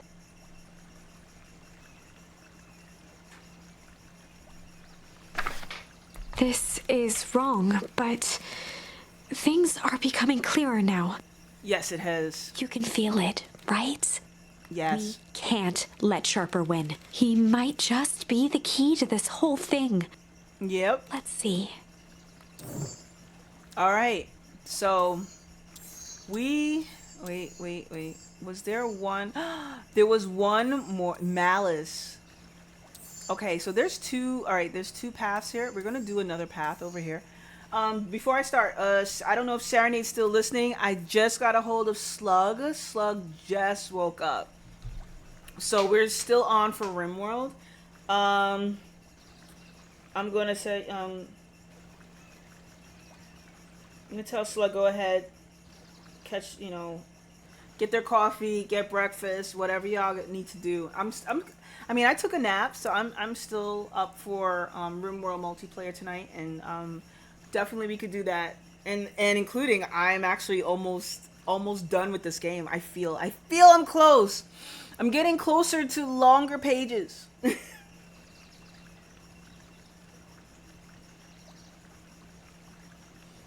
So I'm just messaging them.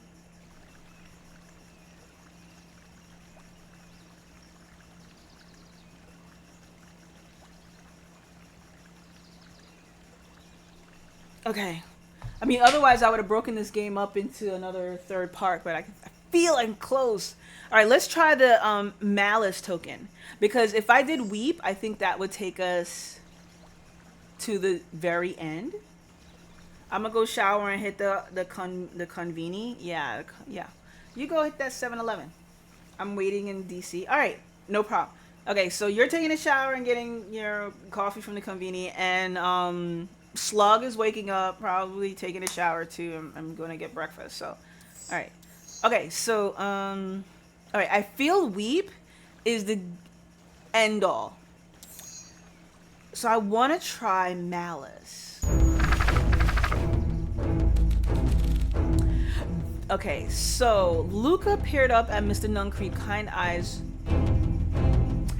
Hello, Slug. Yes, I know you just woke up. This is nice, you sweet slug. Anyway, you just woke up. I get it. Serenade's gonna go take a shower and hit the conveni, which is basically convenience store or bodega, and I'm probably gonna get coffee and his breakfast. And I figure, I'll still be up. I figure, oh yes. You still have to listen to the view. Whoops.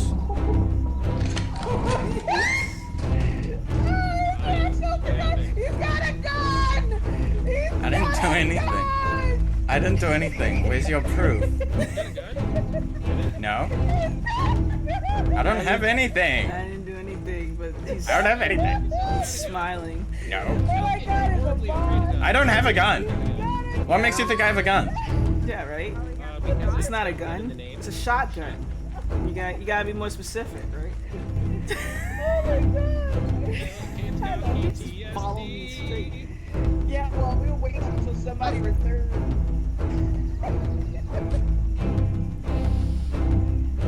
Good one. Yes. Yeah, so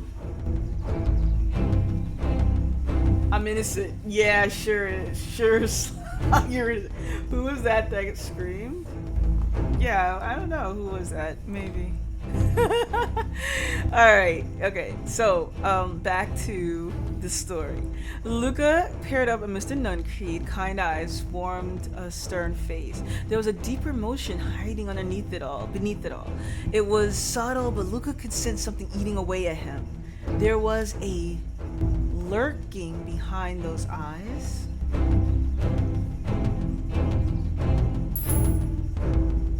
There was malice lurking behind those. Oh, that was me screaming because I saw that Slug had shot Adriox. That was a hilarious moment. There was a malice lurking behind those eyes. Like a trap ready to spring.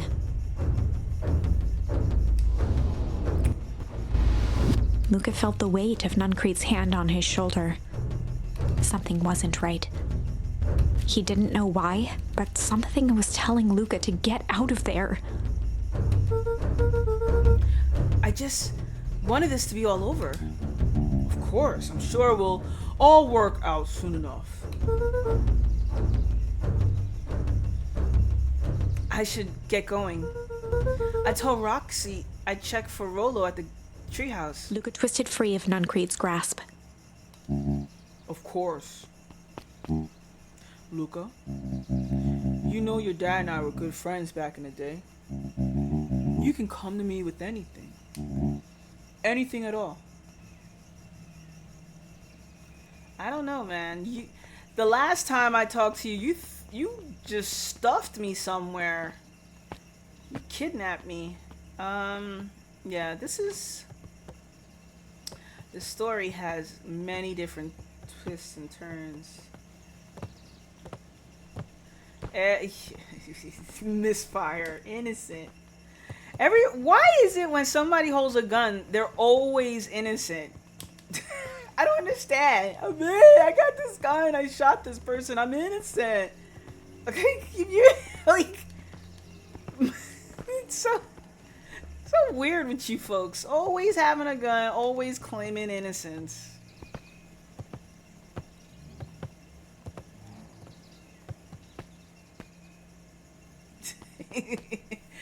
You know, I'm the one that should be claiming innocence because you never see me holding a gun. I'm the one not holding any guns.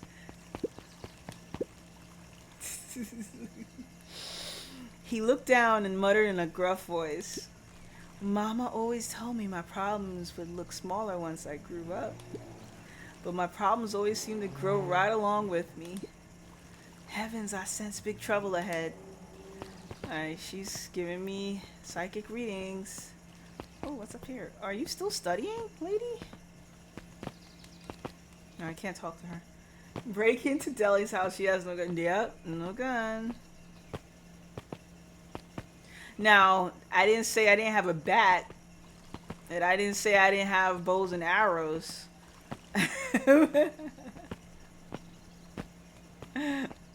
I do have archery equipment, and I do have a bat.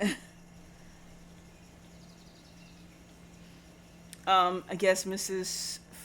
Fratinelli is getting ready for the festival. Oh, I can't do any more diner stuff. Do you know how to hit a target? Yeah, I do. I shoot targets at home all the time, too. Hey, Dawn. I've even been to a gun range, so I actually shot a real gun. I shot a 9mm and a 45. I haven't shot. I didn't shoot a revolver, but I did shoot two different types of gun. My brother took me. Oh no. We went. Well, if it's archery, yes, I have shot at home because I have a very long hallway, so I could get a good like almost 20 feet. So I usually shoot longer, but if I wanted to practice and strengthen my back muscles, I can shoot at home. And if I go to a range, I would shoot a much further distance.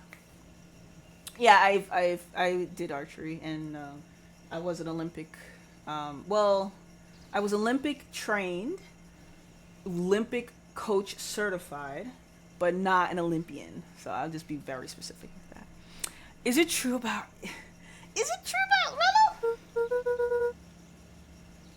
Rolo? Now you're really coming over to learn to shoot? What? Wait, shoot what? You want to shoot bow and arrow or shoot a gun? Actually, I would think Canada would have better shooting ranges. New York doesn't have that many. Yeah, yeah, he did come home last night. I wonder if it's connected.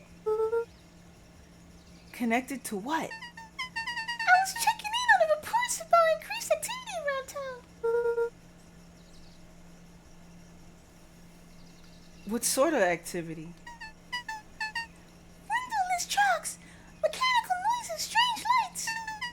Your typical shady stuff. Who would be doing all that and why? Well, I have a few leads. The Valentine family is always suspicious. Perennial Harvest certainly has the resources. Do you have any idea where Rolo could be? The best place to start looking is where the trailer went cold. Where did you see him last? We were in Weepwood, right by Valentine's fertilizer. I'll check out Weepwood when my ship ends. I do my best at night. Alright. And there's a penny. Am I Olympian? No, I'm not Olympian god. I don't know if Canada has gun ranges for public use. It is Canada. Really? Wait, no, they have to. They have to have gun ranges to train people. Then how would people learn how to shoot? I mean, well, you know, I guess different cultures, right? Well, no, you know, number 2 amendment in, you know, the U.S. is right to bear arms, and so there are gun ranges that you can learn how to shoot. And my brother, he was trained, and he shoots as a hobby. Just run. Okay, fine. We're running. We're running. You want me to run? We'll see if this works. We're running. Ah! He's in front of me! Wait, what? I got myself on fire? Oh my god. What? That was a good one. What was that? That was a good one. Good clip. Good clip. Oh dear. These festival decorations are a bit humdrum. Now, if I were to throw a festival, it would be a thing to behold. I agree, this is all more than a little sad. It's worse than sad. It's boring. What if we did a little something to spice things up? I'm listening. You know that festival sign waiting to be unveiled? It would be a shame if someone... The two scurried off, eagerly formulating a plan. Yeah, we know who that sussy kid is. We already know who that sussy kid is. Alright, let's see.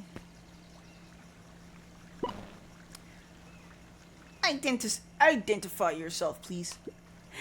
Nellie Moedwell. I work here now. I'm unable to locate you on our staff roll. Oh, I don't officially start until tomorrow.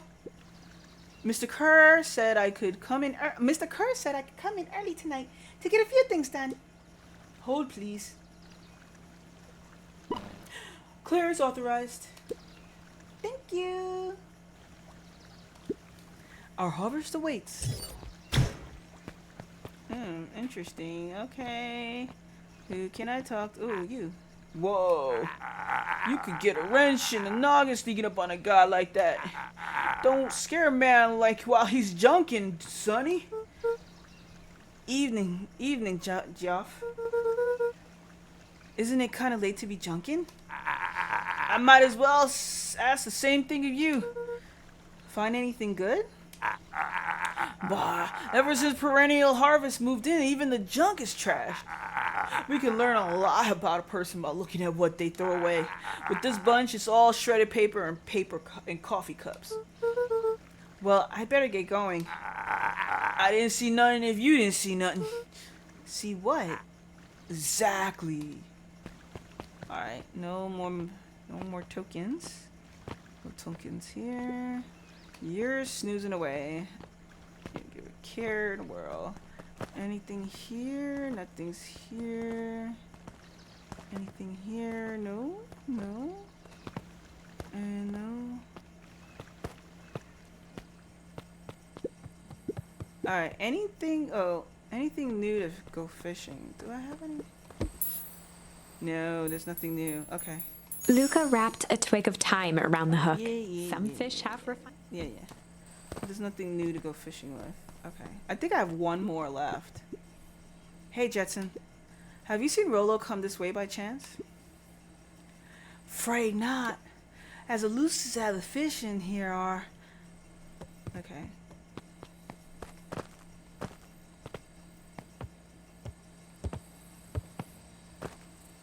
So, nothing in the treehouse? Rolo! He aired a long holler into the woods. Have you finished main story? Oh, Penny, no. We've been so far. Oh my god, this story has so many endings. We've uncovered. I can't think of maybe 6 endings. I'm not sure. So this is another alternative in the branches that I found, and so I have another ending I can follow, but I think that other ending would be the end all be all. So I'm trying out this ending to see where this one might lead. But yeah, these are not all satisfying endings. So I haven't gone to the real ending. But when you say main story, all of these stories is unveiling a mystery. Oh wow, so many endings? Yeah. So every twist I uncover, and it might lead to like a bad ending, it uncovers something different about the whole main story. So I'm kind of glad that I'm not focused on the main ending, because, and I don't think you're able to play it that way. I don't think you're able to like play one ending at a time. I think because it pushes you to find the tokens from the other endings. So I'm more or less focusing on finding those charms, those tokens, so that I can find the more of it. Yeah, that's really cool. So it's all pieces to the truth. Exactly, it's all pieces to the truth. He aired a long holler into the woods. Rollo! Alright. Rolo, where are you? I hope you're okay. Luca felt his eyes getting heavy and plopped into the beanbag. My beanbag. He conceded to its lumpy embrace.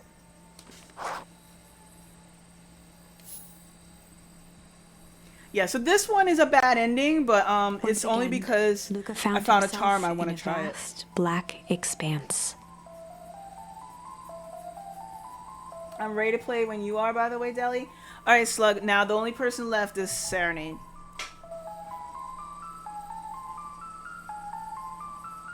But Serenade said they're in Discord.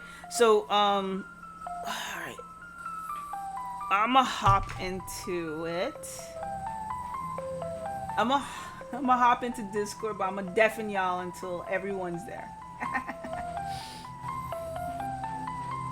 Cause I want to see if I can finish this.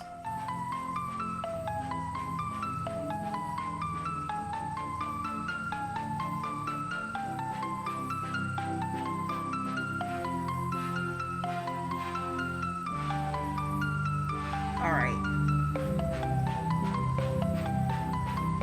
On phone, not at PC, the phone app. Okay. Alright. So,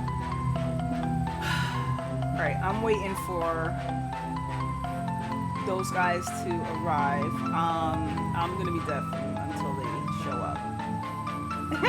Slug. Hey, this is Slug. Hey, Slug. Hello. Alright, we're just waiting for Serenade. I'm hoping to finish off this. Can't believe this game's already 7 hours. Close to 8 hours. Rimworld time? Well, until Serenade gets back. and then it'll be Rimworld. I'm just trying to see if I could get closer to the end of this. This time, he knew exactly where to go. He took a single confident step forward. The world flickered and pulsed.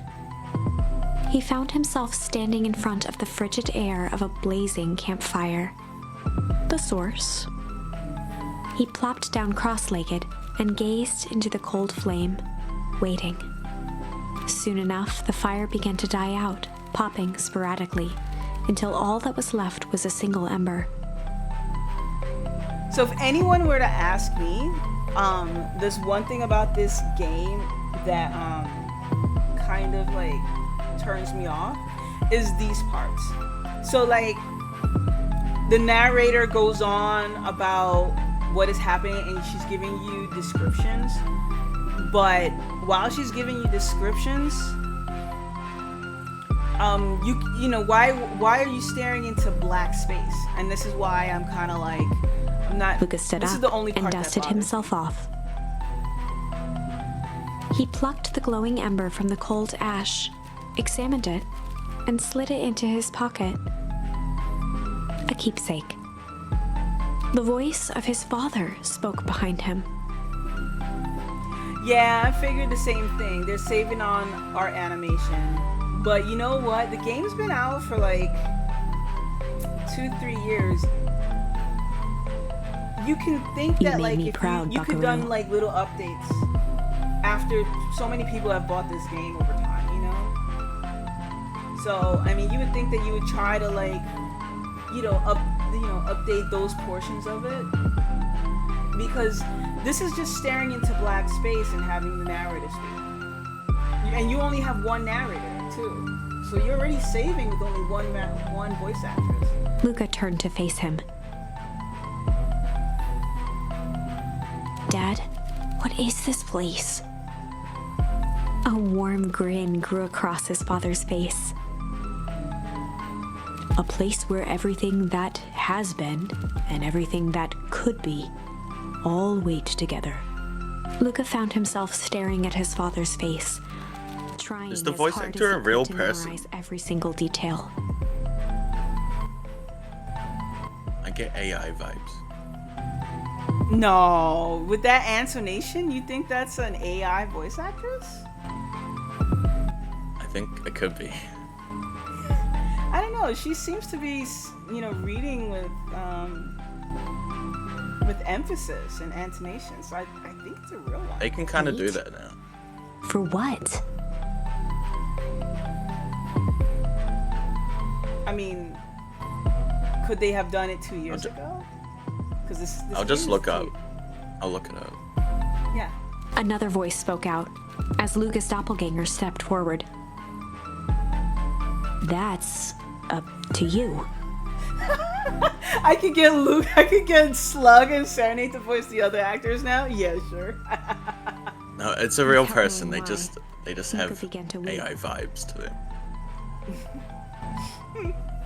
Is any of this real? Are you real? You see, she had a little tilt in her voice right there. I didn't think that the AI could do something that believable. Lucas father delivery bent down is just to so smudge away a flat. tear. I'm flat. I can voice act to that too. Of course. I I'm prefer as Deli's real voice as the acting, part of actually. you It's way that better. misses No, me. that's fine. I prefer Slug voice acting. Luca turned to look at the older version of himself. I don't think I've ever voice acted. I want you to voice Okay, act. sometimes in I do Divinity. And you? The doppelganger choked back Everything's tears. voice acted, so I just get to sit there. Not everything. Not your choices. I'm as real as the part of you that's angry he's Well, gone. yeah, well, I usually read those ones. Does that make sense? Through his tears, Luca laughed. I think so. His father pulled him in for an embrace. See, this is gonna be a bad ending. This black. Time to go, Buckaroo. I mean, I don't know why with this Luca was black. startled from his dream by a banging on the floor. Are you in there? A commanding voice rumbled from below. Just as Luca sprang to lock the entry hatch, the door knocked open.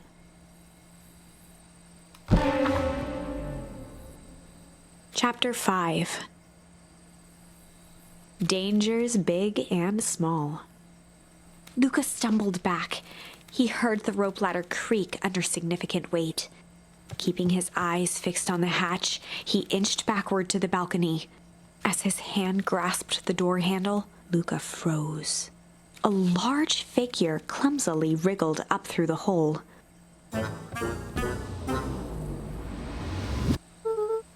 Stop right there.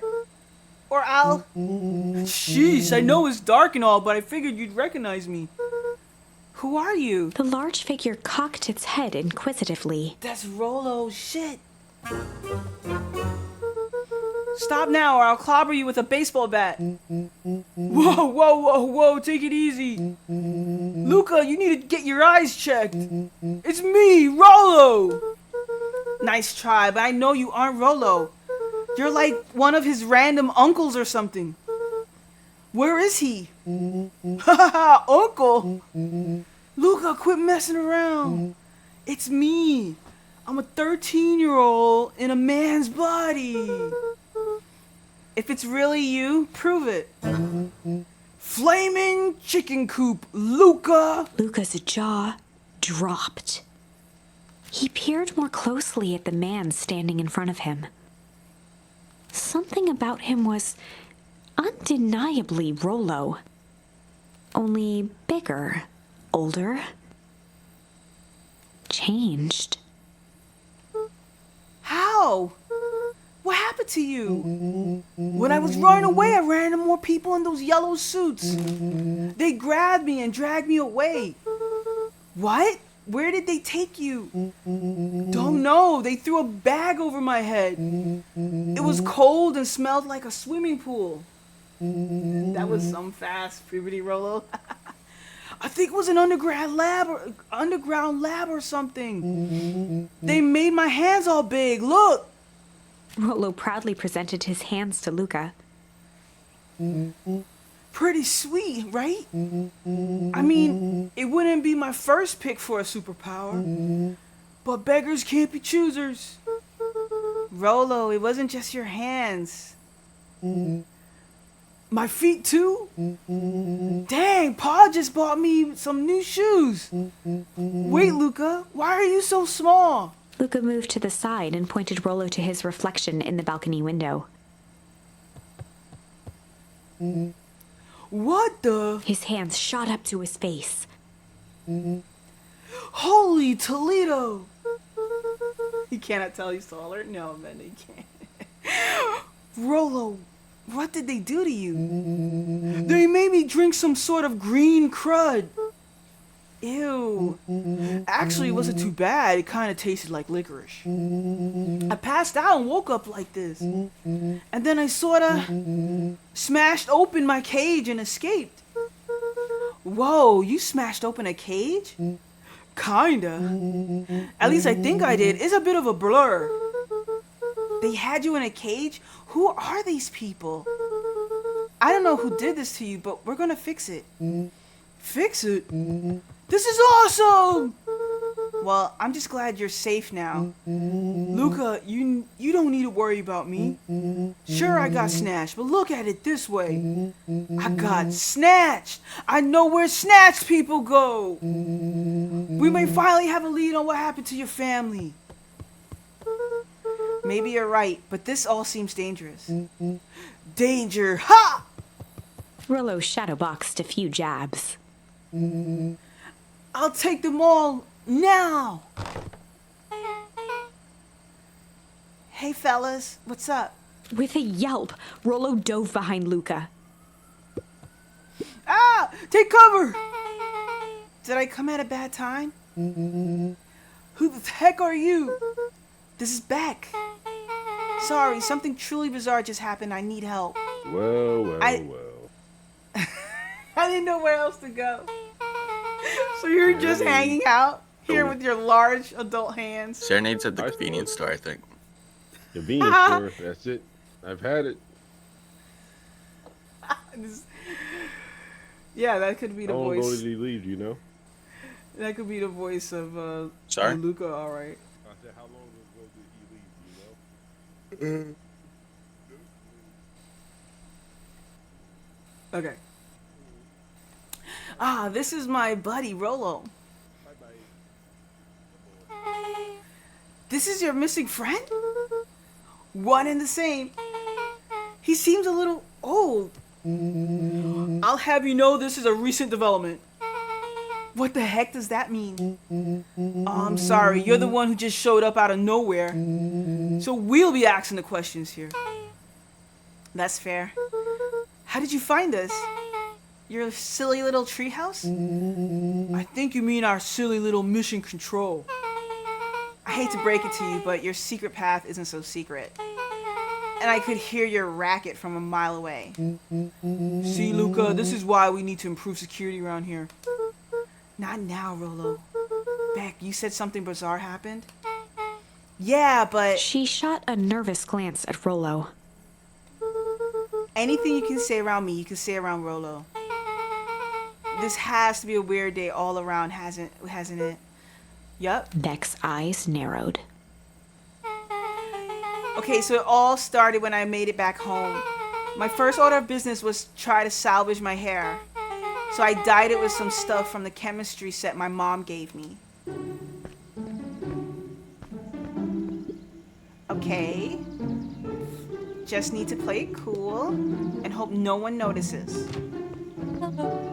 Notices what? Oh, nothing. I was just... Come over here and let me have a look. Oh, honey, what in the world did you do to your hair? I just kind of felt like a change. This is going to take forever to grow out. You were the one who said that change was a good thing, right? I was talking about your mother's new job. I was talking about us moving. Well, I guess I just took your lesson to heart. Ilona tried to put on a smile. Before I forget, I came here to tell you that Nellie had to go into work. Tonight, her and Mr. Kerr decided it would be good for her to get some things done before tomorrow. That Kerr guy seems like a grade 8 creep. Beck? He is! Him and his weird cult of personality. You are not going to ruin this job for Nellie. It means too much to her. Oh, I know exactly how much it means to her. It means enough to get her to exile her daughter to this podunk town. This place sucks. The people are weird. I just don't know them yet. You just don't know them yet. It's always cold. We're in the mountains. You'll get used to it. I can't even pick up a single decent station on the radio. It's all banjo music and farm reports. You know I grew up in a town not that different from this one. This is why you're better at talking to plants than people. Okay. So here's what we're gonna do. First of all, you're grounded. What? In the morning, I'll have Nellie come and see what we can do about fixing your hair. You need to look presentable for the festival. But not another people. She sighed, and after a moment, looked down at Beck sympathetically. I know moving is hard, honey, but that doesn't mean you have to make yourself miserable all the time. Other people seem to have that covered for me. And if you decide to rebel by dyeing your hair more... She flashed a sly grin and tousled Beck's hair. I'll just save it all for you. Think of how rebellious you look then. Very funny. Thank you. Good night, sweetie. Good night, Mom. Wait. First of all, this town does not suck. You're a slut, Mom.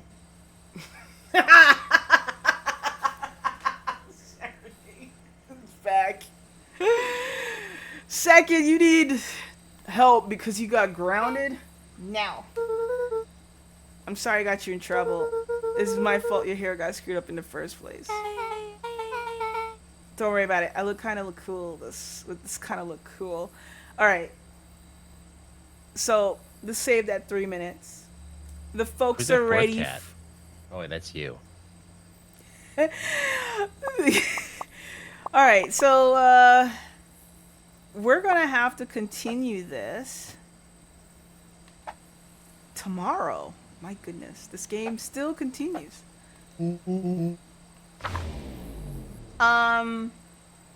So yeah, we're on the malice path.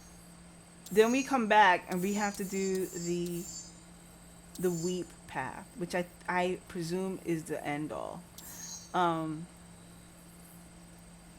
Yeah, so we're gonna do this in a God, they don't have a furry path, or I'd be offended. I'm mute, and then he's listening to me in my stream. All right, y'all. So we're switching games.